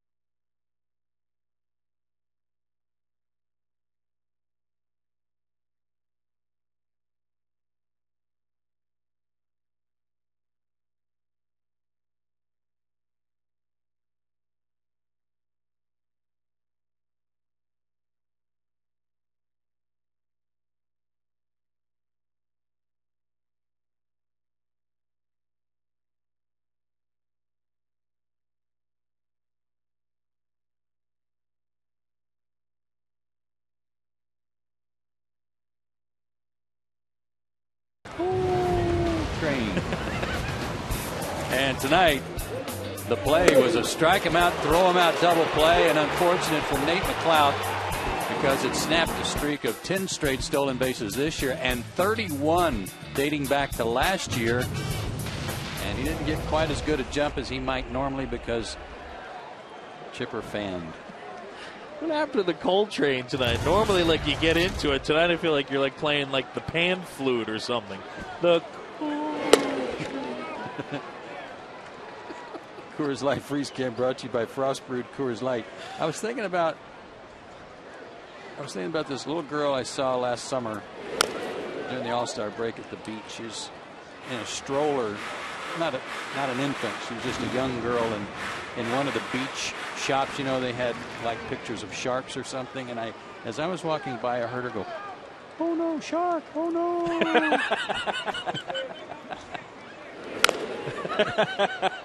It made me laugh just like you're laughing, right. And I never forgot it. And so there you go.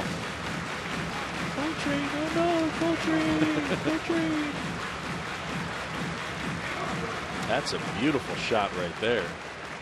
Purdy.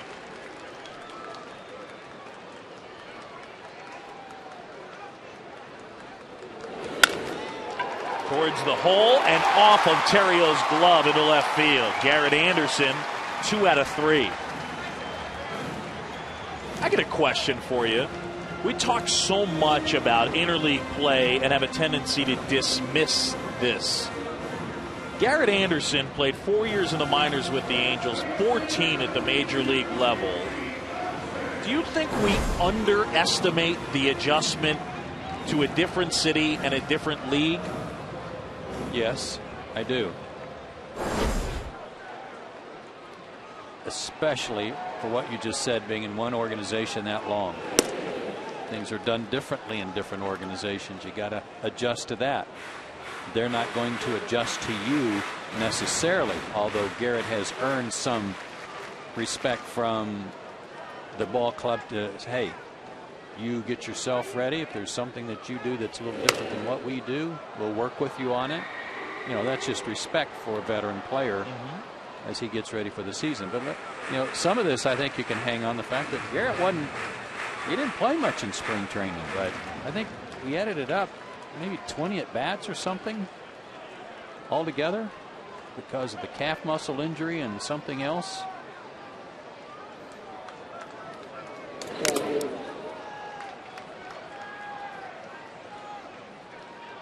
But yeah, I think it's very hard on a guy at his age to change leagues and change organizations.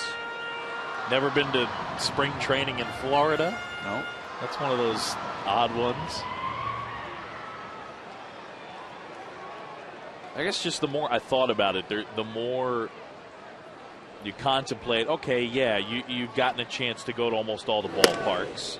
But, you know, if you've been around a while, you just know what the hitting background's like at Safeco Field. You know what it's like at Jacobs Field. You've been to Cincinnati 3 games.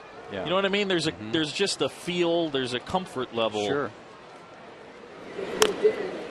Oh, I think you're definitely onto something there because hitters are very persnickety about backgrounds and being able to see the ball out of the pitcher's hand, and if there's anything that's a little off kilter that makes it a little hard to pick the ball up, it gets in their head some. I'm not going to lie, I kind of tuned out after persnickety. Did you? Right side. There's one, and they can't turn it. Way to hustle, Casey.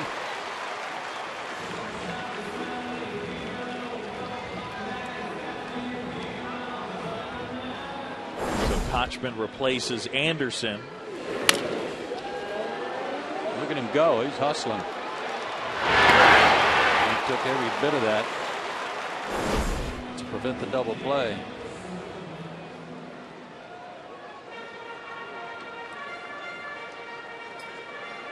Jeff's got a new song when he comes to the plate, a Kenny Chesney song about summertime.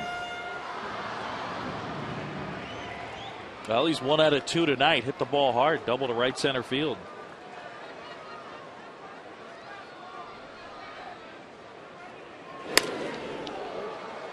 I like the way Ryan Dempster goes about his business. I like his presence on the mound. I like the fact that when he was in trouble in the 4th inning, already down a run, he didn't panic. He made some good pitches to Hernandez. And last inning, 2nd and 3rd, he made a good pitch to McCann although it got ripped. He just didn't seem to be all that flustered by it all. 72 wins as a starter in the big leagues. 72 and 68 is his record as a starter. Just 4 games over 500. But last year, 17 and 6 for the Cubbies. Was a free agent in the offseason. They signed him 4 years, $52 million. Line drive, base hit center field.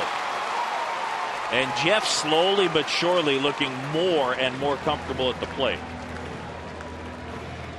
Looked like a pretty good pitcher's pitch, too. He got a good fastball to hit for his double, but that one, Dempster's expecting to get an out on that one, and he didn't. Jeff kind of one-handed that right over at the top of his head.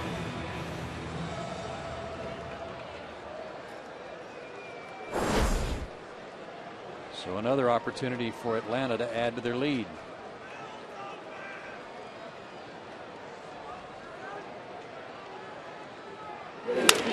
Bounding ball to short.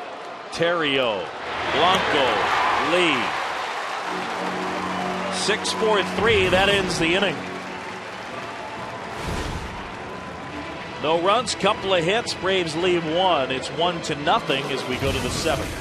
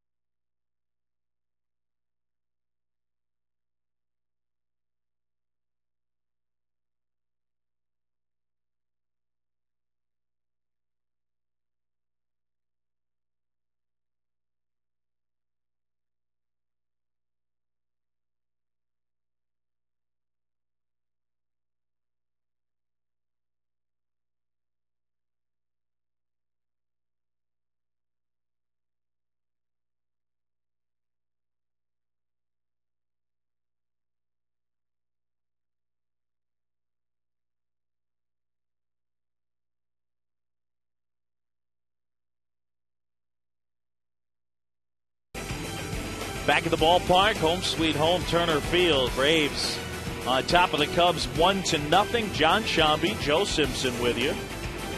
The Cubs, then the Yankees for 3, the Red Sox for 3. We'll take a deep breath and a Monday day off, and then the Phillies for 3.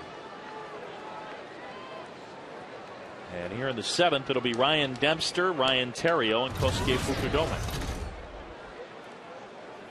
I think this is evidence here, Boog. Not that he hasn't pitched well, but some evidence here about what you talked about early in the ball game with respect to all those extra inning games for the Cubs. Hey, it's a 1-0 game. Dempster's pitched well. Why go to the bullpen? Save those guys as long as Dempster feels okay.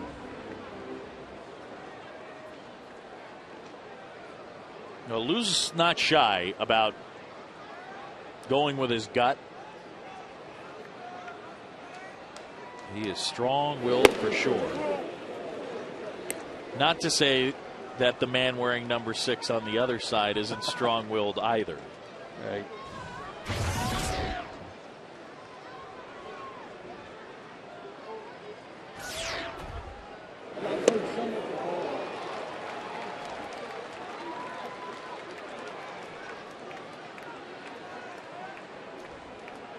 Earlier this year, recorded his 2,000th win as a Braves manager. Bobby Cox, one of the best of all time. Check swing. Did he go?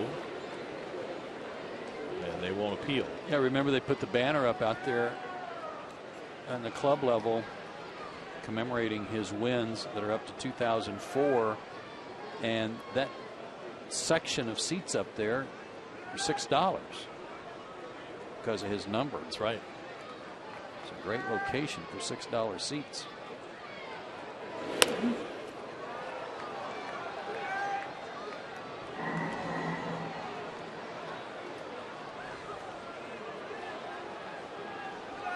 Do you ever notice some of the sounds they play when the ball goes out of play? Yes. It's not just our part, and I kind of like it. I just think it's different. But the ball went out of play. They just played a frog riveting. Outside corner, got him.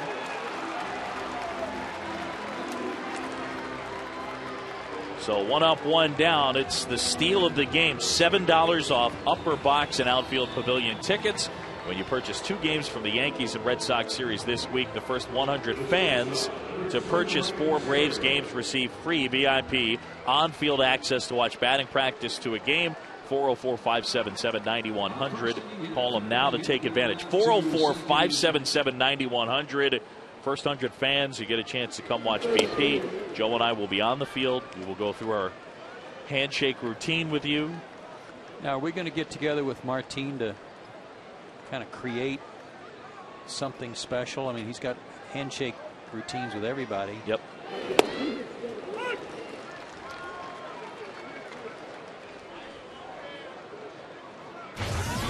We'll have that worked out. I mean, we have our own that we've already done, but we need some help creativity-wise. And I just don't know if I'm on board all the way on that river dance thing. Right. No, I understand. I was thinking maybe we do something kind of harken back to the 80s and kid and play and house party, something like that. I know that one's sailing past you, but I needed to get it out there. Just hoping you'd go somewhere with like Earth, Wind, and Fire again. 2-1. Off the mound, Prado on the backhand throws off balance. Stretch Casey 2 away.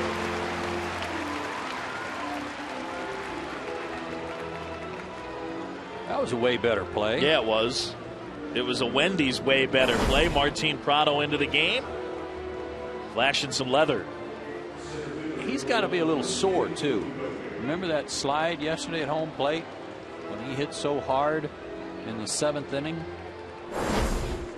I'd forgotten, but yeah, now I do. Got up a little gimpy. Well, he didn't really slide. He just kind of stuck. Yeah, he did a belly flop, but he got in there.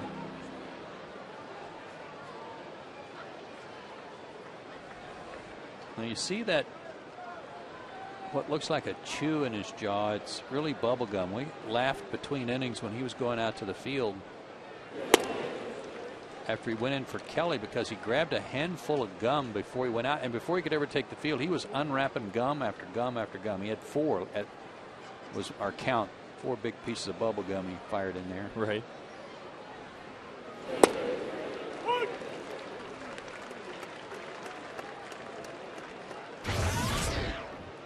Were you a gum guy? Did you chew gum when you played? Once in a great while. But not very often. No.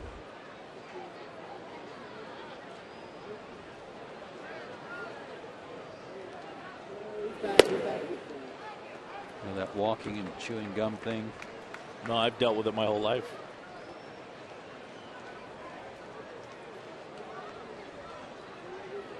Well, Javier Vasquez, more great work. 6 2/3 shutout innings. I'm really surprised he went back out there for the 7th, given the neck thing last inning. But give him credit. Well, and maybe we're just reading into it, but it looked like he was kind of fighting it the last couple of hitters after he strained the neck reaching for a ground ball. And now he walks Fukudome. She missed it. Ground ball up the middle, a base hit. by Hoffpower, and when he reached there, he kind of then reached and grabbed his neck. And threw a couple of practice tosses just to make sure he was okay.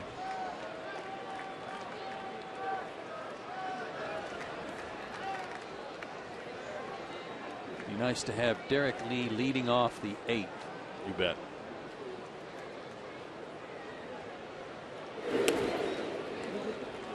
But make no mistake about it, this guy's a dangerous hitter. He's got a single tonight, but as Boog told you earlier, tremendous numbers at Iowa. 50 RBIs in 40 games.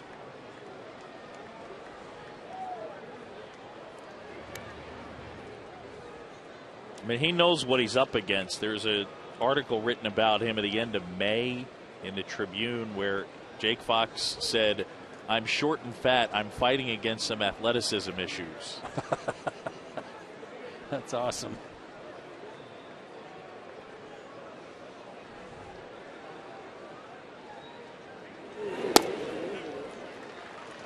And he gets better as the count gets more in his favor.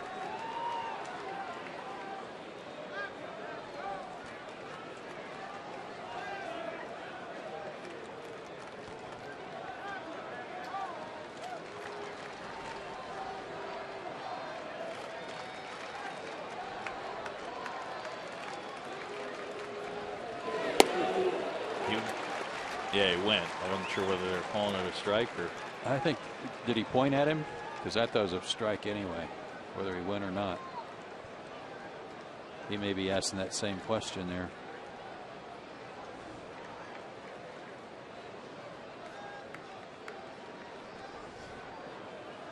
Fukudome at first with 2 down.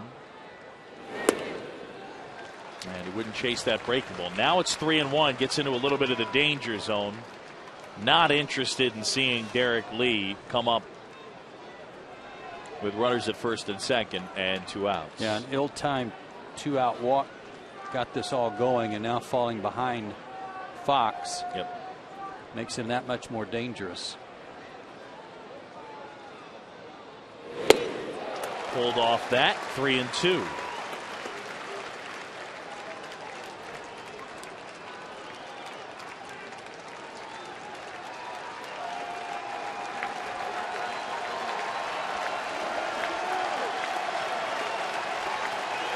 Fans buzz a little. Huge pitch right here is the reason they're buzzing. Bouncer to the hole. Hernandez, long throw. Safe.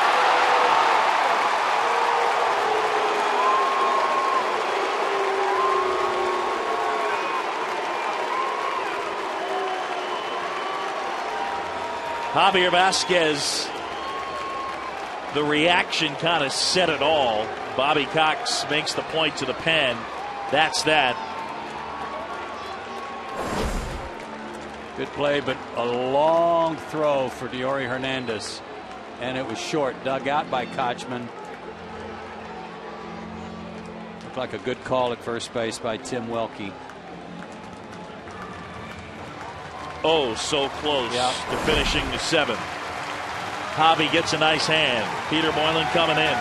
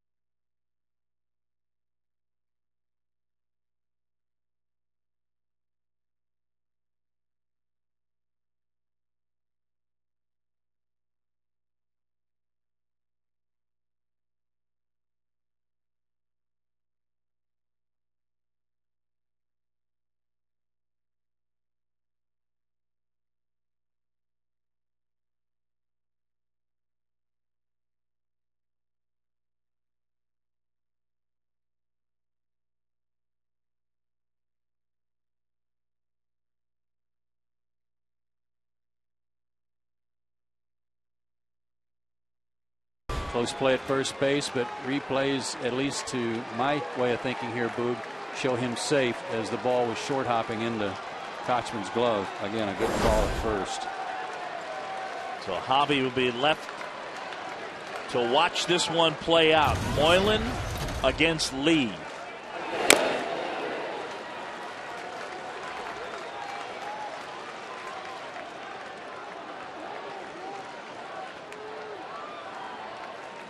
Derek Lee 0 for 2 against Peter Moylan. Extended his hit streak to 19 in a row tonight. Did Derek Lee with a single in the first.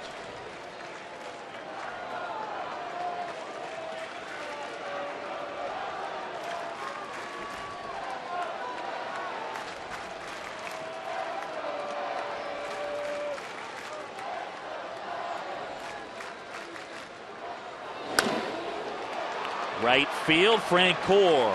He's got it. Moylan gets lead, and the Braves still shutting out the Cubs. Midway in the 7th, good crowd tonight. We're all going to stretch 1-0.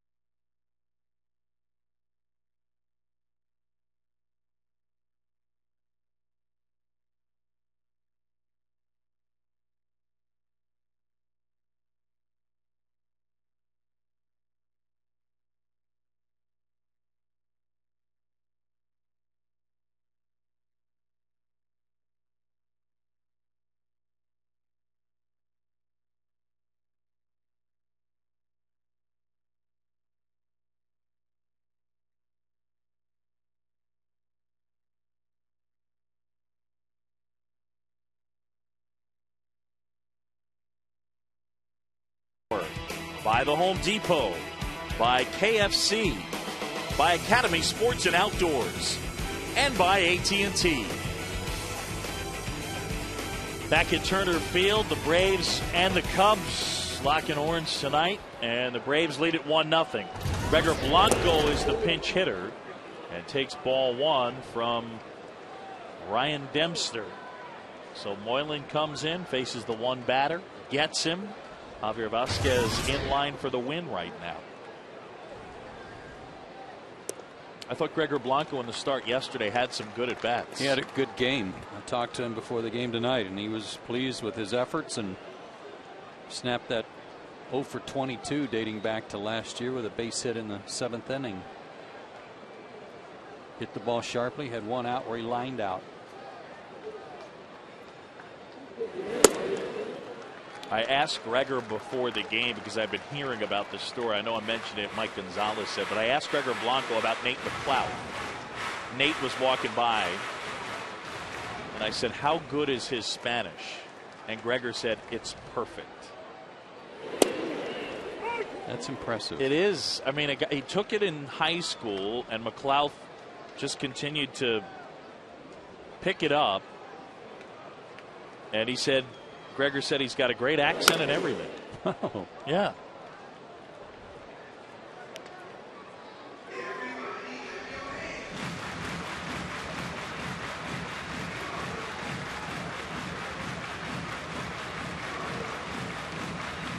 Three and 2 now. Dempster has given up a run on 6 hits. McLeod knocked in the only run of the game. It was an RBI single back in the 3rd. Payoff pitch. Got him looking. Looked like that was a little bit up. Yeah, I think Jim Reynolds has done a good job tonight, but I'm not sure about that one.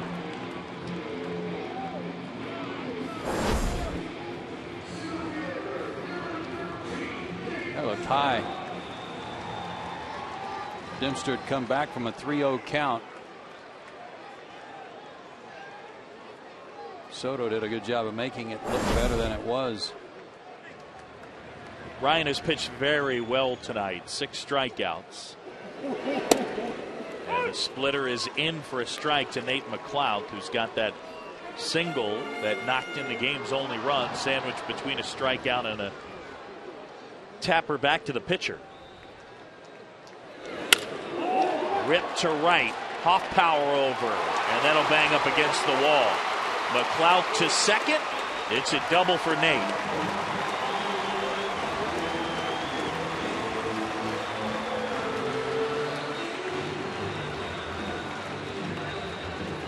He can look fooled, but still gets the head of the bat out there so fast. Pitch was out away from him, not a whole lot unlike the one Garrett Anderson hit tonight for a double that way. Almost an identical swing with his top hand coming off, but the barrel of the bat gets out there and around the pitch, and it does jump off his bat.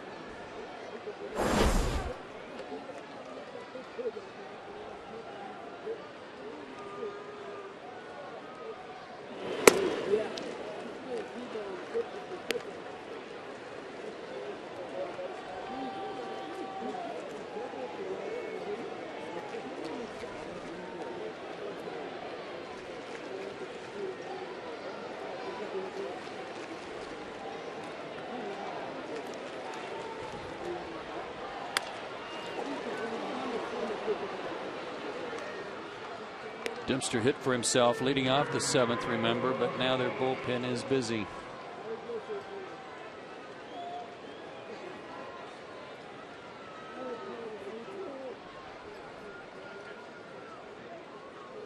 Kelly Johnson left the game with cramps in both legs.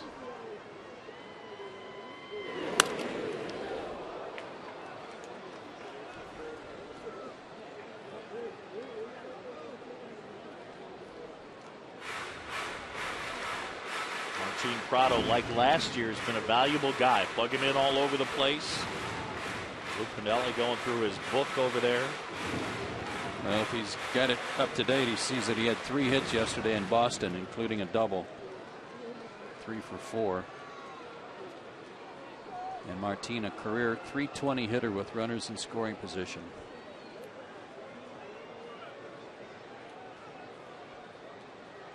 Dempster up to 116 pitches.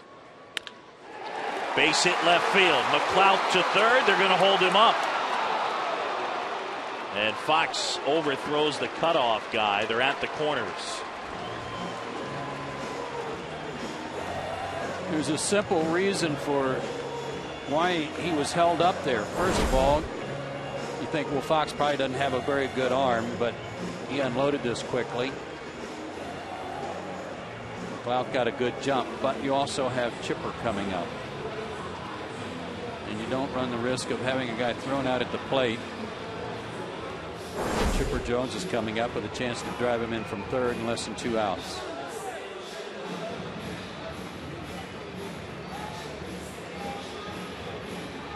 I love those visits. Absolutely. Don't you? I mean, he's got a lefty and a righty ready, but Lou barely got to the dirt. Was satisfied when he asked Dempster if he was okay and made a U-turn. I think you see a lot fewer of those visits today than when you play. That's correct, you do. I feel like when guys go to the mound for the most part nowadays, they're bringing the hook. They are, and they send the pitching coach out to go find out if the guy's okay. Right. But Lou wanted to know for himself. And remember that Larry Rothschild is not here tonight. I wish Larry the best. With all due respect to Lester Strode filling in for him. So here we go at the corners. Chipper's 1 for 2. swing and a drive center field. Way back Fukudome, back some more. He's got it. McLeod will tag and score. Prado will move up 2-0. Chipper does the job.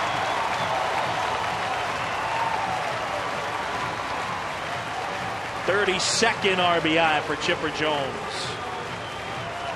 Got a pitch he could handle on the first pitch and gets a big run in. But here, I want you to watch something. McLeod's going back to tag up. But what happened here, he's looking at Martin. You see that?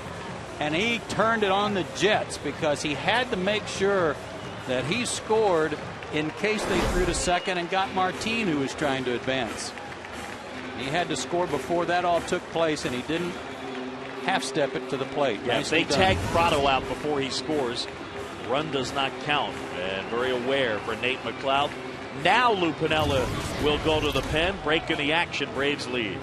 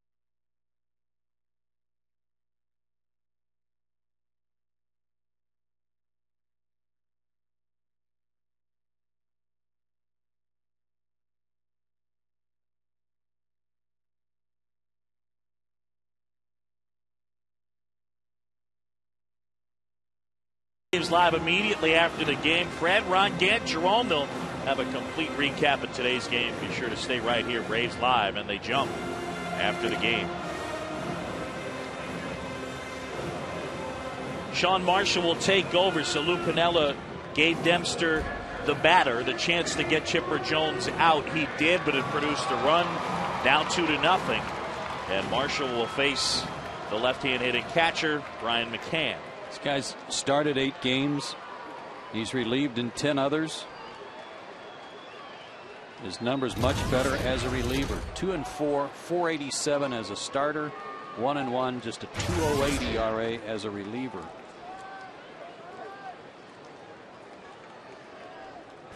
Brian trying to make his 4th straight All-Star team. Prado at second. There's that big sweeping curveball, and it's strike one. This homestand ought to go a long way toward helping Brian make the All-Star team, if not start it. With big crowds expected all week long. Ground ball right side. Knocked down Blanco. Picks it back up, throws him out, and that's the inning. But the Braves pick up an insurance run against Ryan Dempster. Chipper Jones, the sac fly, scores Nate McLeod. Braves 2, Cubs nothing. We go to the 8th.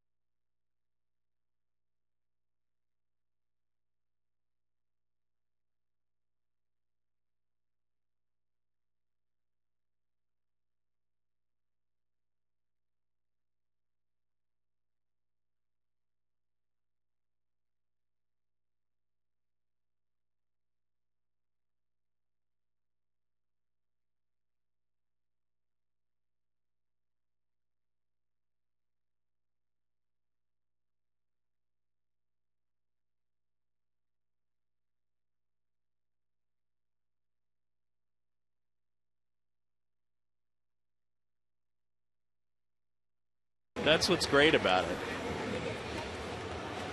Let me get one of them Coke 2.5s.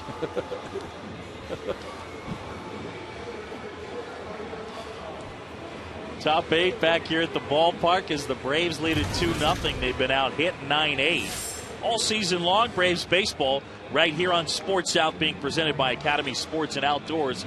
The right stuff, the low price.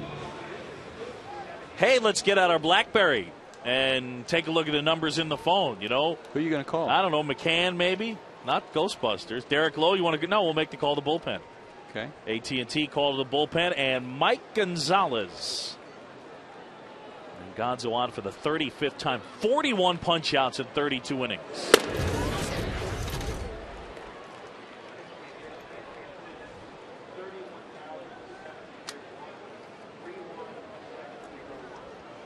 Off power stands in. And that one misses as well, 2-0. Pretty good crowd for a makeup date. What was originally scheduled as an off day. 31,701 here tonight. 31,701. Now the 2-0.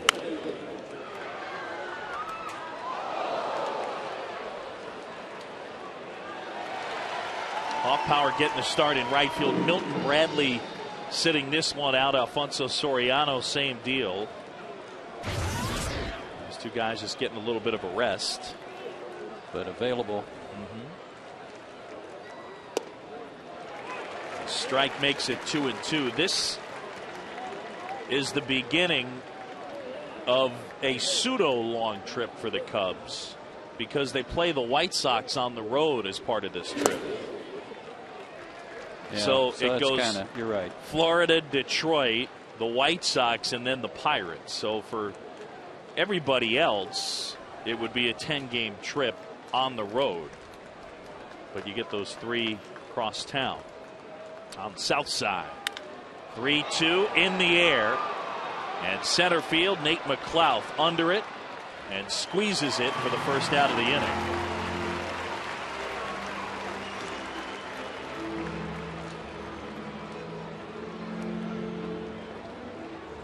Braves coming off a tough road trip. Dropped 3 of 6 with stops in Baltimore, Cincinnati, and Boston. And here at home, it's the Cubs tonight. Braves open up against the Yankees tomorrow night. Tommy Hanson and Chin-Ming Wang. And eventually the Red Sox. See, I think of that first game against the Yankees like I thought of the first game against the Red Sox. Opportunity. Dice K was not pitching well. The Braves jumped on him early. Chin-Ming Wang is 0-5, and he's struggled all year long. High ERA, so maybe they can jump on him as well. And he's just been brutal. He missed a good chunk last year with the foot problem, but they can't really figure out why he's been so bad. Soto 1 out of 3. Got in on his hands, and it's out of play. Kawakami against Chamberlain on Wednesday. Lowe against Andy Pettit on Thursday.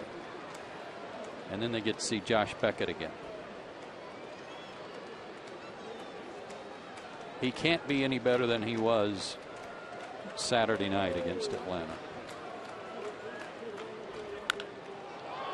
Pulled down the line, and that one curling foul.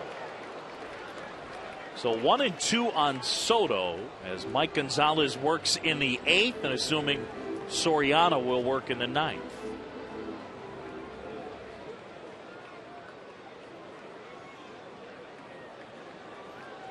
Gonzo appears to be all the way back from Tommy John surgery. We've seen fastballs lately 94, 95.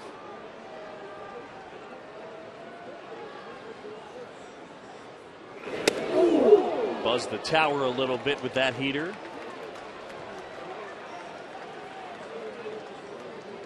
Mike is aggressive. I mean, come right after you. When he gets ahead in the count, he loves coming in there. Breaking ball, swing and a miss, struck him out. So 2 away. And the upcoming series, a look at the Yankees, Red Sox, and Phillies on the road. New York and Boston both 500. The Phillies struggling at home. Great away from Citizens Bank Park. And our Airtran home run leaders, 3 of the top 5, those teams. Yankees, then Rangers, Phillies, Rays, then Red Sox. Brought to you by Airtran. So some power coming into the fold here at Turner Field. It's hard to measure how much power the Yankees actually have playing in that park that is yielding close to 4 homers a game. It's a little distorted, isn't it? Yep. Prado stumbling a bit, throws out little Mike Fontenot, and Mike Gonzalez gets a 1-2-3. Midway in the 8th, it's the Braves 2 and the Cubs nothing.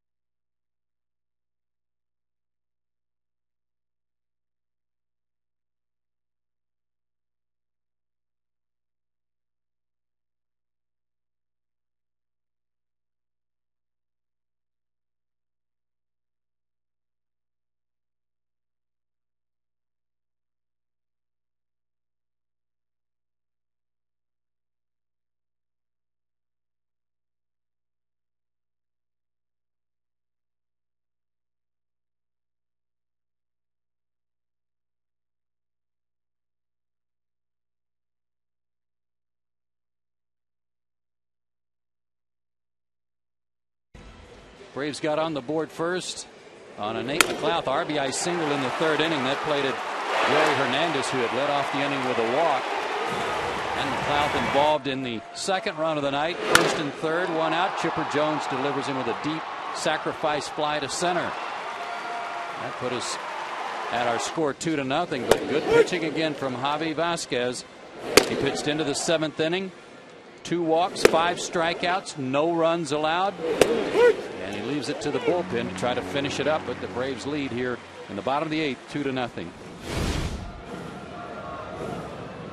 Be a good start to the homestand with a win here tonight. Braves will face a new pitcher here in the bottom of the 8th. Anderson, Kochman, and Frank Kruer against Kevin Hart, who is making his 2009 debut. Pitched in 21 games last year for the Cubs. 2-2, a 6.51 ERA. He was just called up from AAA Iowa. Good pitching matchup here tonight, and it played out that way. Vasquez and Dempster, and they both pitched well. 2 guys that have been pitching well continued that.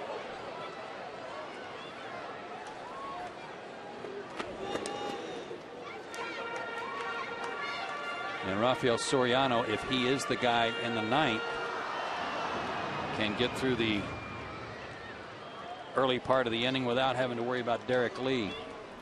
8-9-1 due up.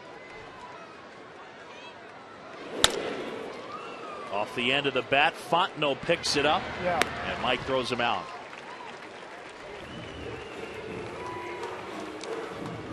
And with 1 away and the bases clear, a reminder, our steal of the game, $7 off upper box and outfield pavilion tickets when you purchase 2 games from the Yankees and Red Sox series this week. First 100 fans to purchase 4 Braves games receive free VIP on-field access to watch batting practice. 404-577-9100. And Operators are standing by. Casey Kochman lined hard to third his first time up, and he's wrapped into a couple of fielders' choices, so he is 0 for 3.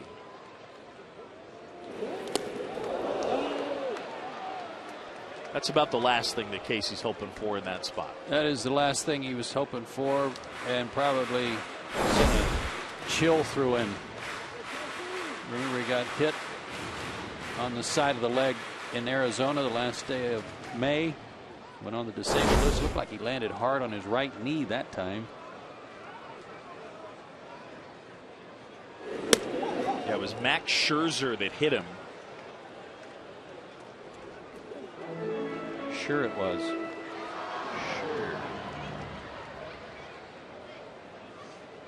And the shin injury led to a calf problem.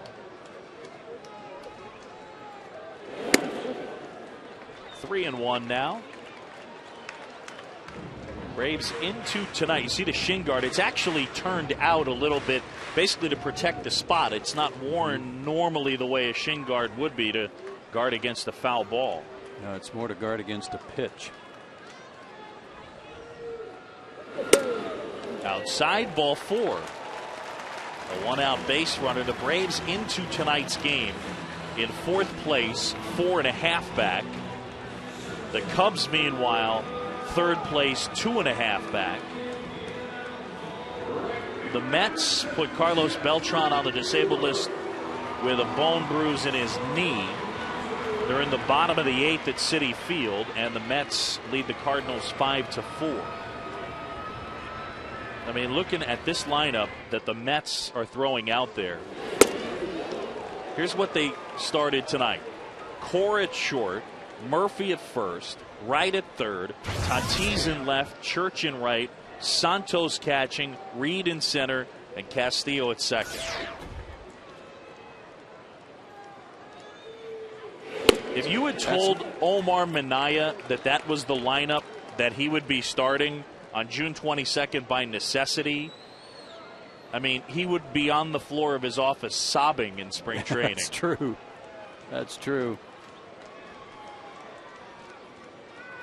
Nothing to that lineup that scares you, and yet they're winning tonight.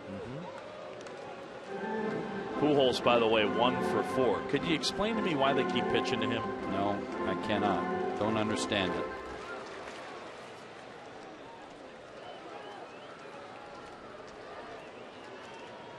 Kochman at first. Hart comes set.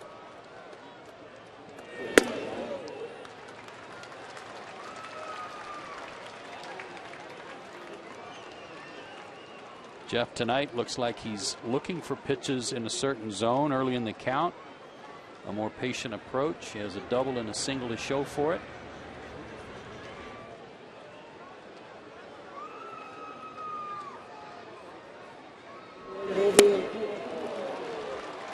Good off-speed pitch there, though, by Hart.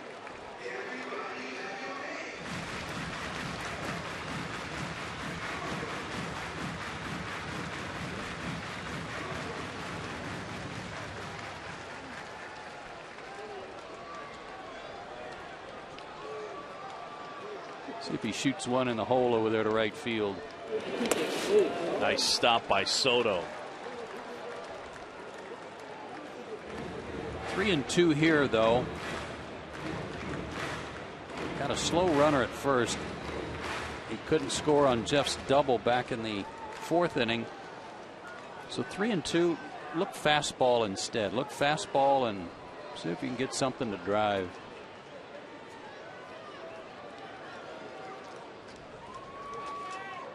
Hart ready. Payoff pitch. Golfed in the air to right. Shallow though. Hoffpower, long run coming in and makes a diving catch. I think he was about out of gas when he dove. He might have been, but that was a great play. And Hart did throw Jeff a breaking ball that caused the pop-up. And lays out for it. Good play, and you're right. There was some heavy breathing going on right there. a play necessitated by the fact that with Kochman running, Blanco went to go cover second, so he was not going to participate in catching that one. Nice play by Hoffpauir. 2 down with a man at first. Diori Hernandez up here. Yunel Escobar was in the starting lineup, was scratched because of a strained right hip flexor. So Diori got the start, and that hip flexor, the same injury that bothered Yunel earlier in the year.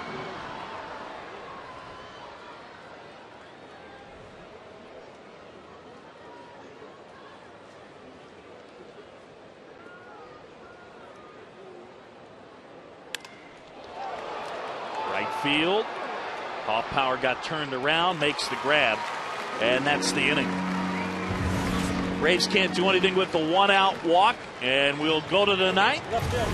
Atlanta trying to close down a 2-0 win.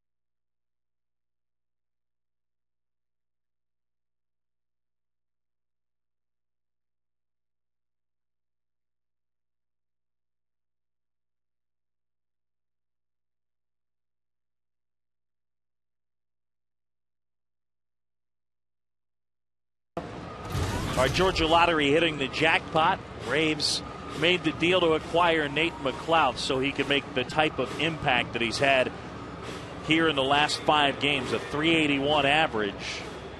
And he has scored a run, knocked in a run here tonight, and been a big part of this game here this evening.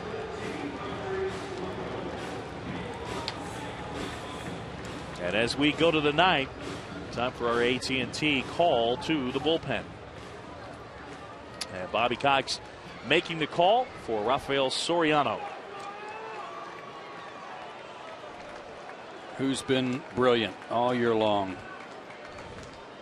Couple of hiccups, but nothing real serious. A 1.42 ERA, 42 strikeouts, only 11 walks, as you see there, in 31 plus innings.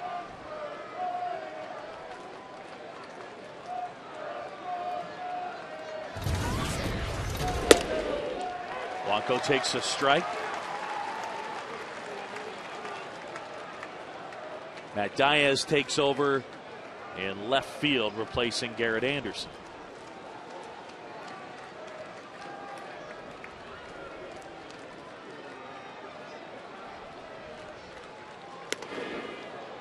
And 1-1. 8-9-1. Milton Bradley looks like he'll hit next. He's been swinging better of late. Interesting. He's taking some practice swings right-handed. Loosen up his back, I guess. Soriano misses and falls behind.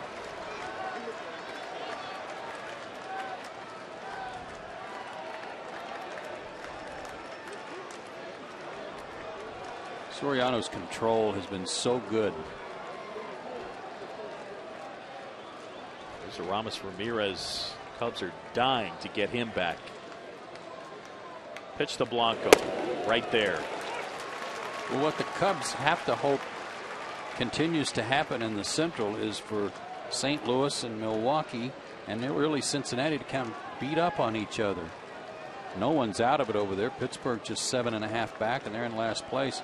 But as long as each team beats up on each other over there, Cubs can afford to wait. And then they can get Ramirez back and hope that Bradley comes around, Soto comes around. Part of what's interesting, I think, is the distinction between the top 4 teams. With the pending sale of the Cubs, it's really emphasis on really unlikely that they'd make a move to add some payroll. So whatever improvement is going to come from within, from Aramis Ramirez, from Milton Bradley, Zambrano pitching better, etc. But I think that the Cardinals, Brewers, and the Reds are all possibilities to change their roster a little bit. And a base hit to left field. That was a nice at bat from Andres Blanco. Even though he fell down after the swing.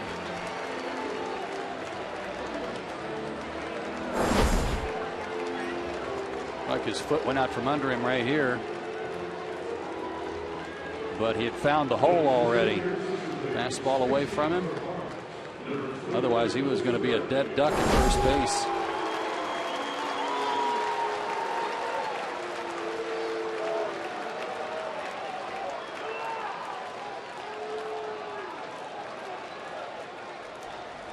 So here's Bradley hitting .248. And is a little bit late, but he's been hot. He's hitting 10 in a row. He's raised his average 40 points over that stretch.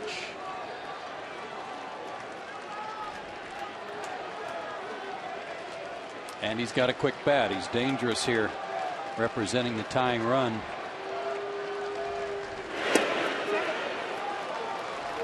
He's faced Soriano 3 times, and he's 0 for 3 with 2 strikeouts.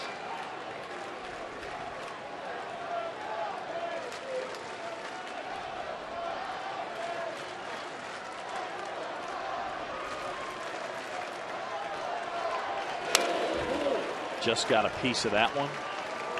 He also pulled one of the bonehead plays of the year during their last homestand when he caught what he thought was the 3rd out of the inning and threw it in the stands, and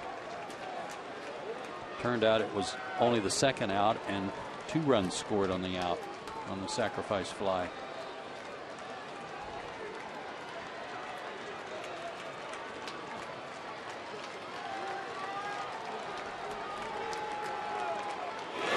Slider, swing and a miss. Big strikeout. Bradley retired 1 away. Like he threw it right down in on his shoe tops. Perfect spot. Hoping the bat goes over the top of the baseball, and it did.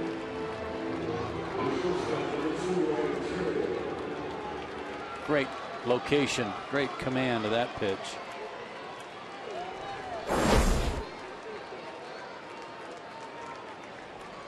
So 1 away with a man at first, and Ryan Theriot. Theriot 2 out of 4.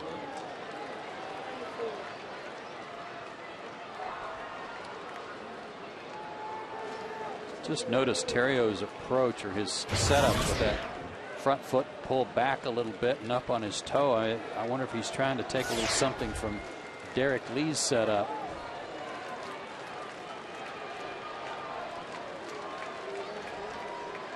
Good pickup.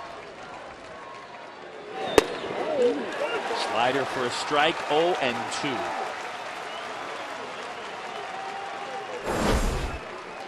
Derek's on his front foot a little bit, up with his heel off the ground, but not quite that high. And not quite as turned in. No. But yeah, open and up on the ball of his foot. 0-2. Got him swinging. Back-to-back strikeouts for Soriano. Braves an out away from the win. Didn't waste any time at all on Bradley or Theriot. Bradley Braves had hit in 10 straight. Terrio's hit in 8 straight. Well done.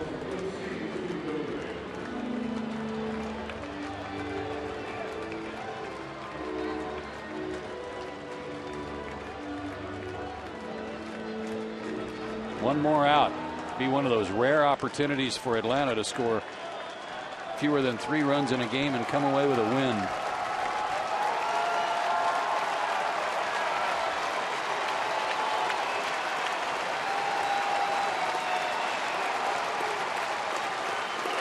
Runner goes, and the fastball is a little high.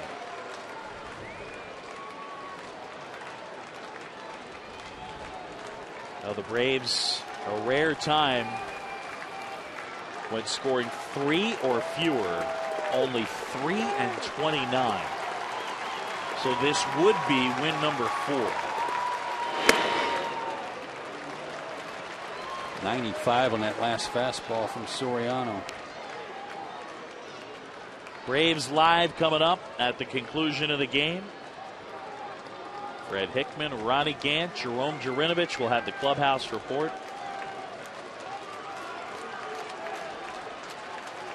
And it's all coming up at the conclusion of tonight's game. 2-0 to Fukudome.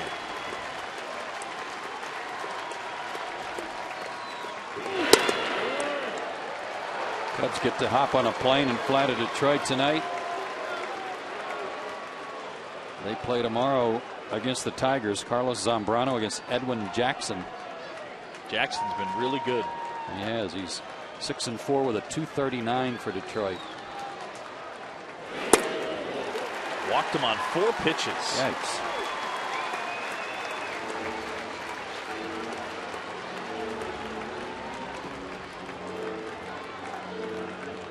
Get this guy. You can see how Soriano is perspiring out there. There's the reason you want to get this guy. Absolutely. Don't want Derek Lee coming up with a chance to tie or put the Cubs on top.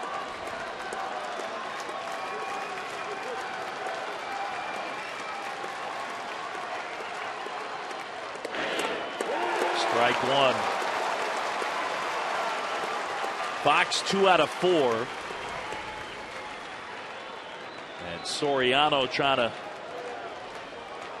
finish off Jake Fox and the Cubs.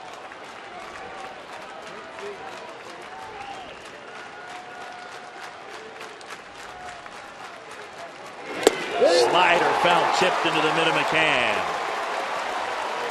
Braves a strike away.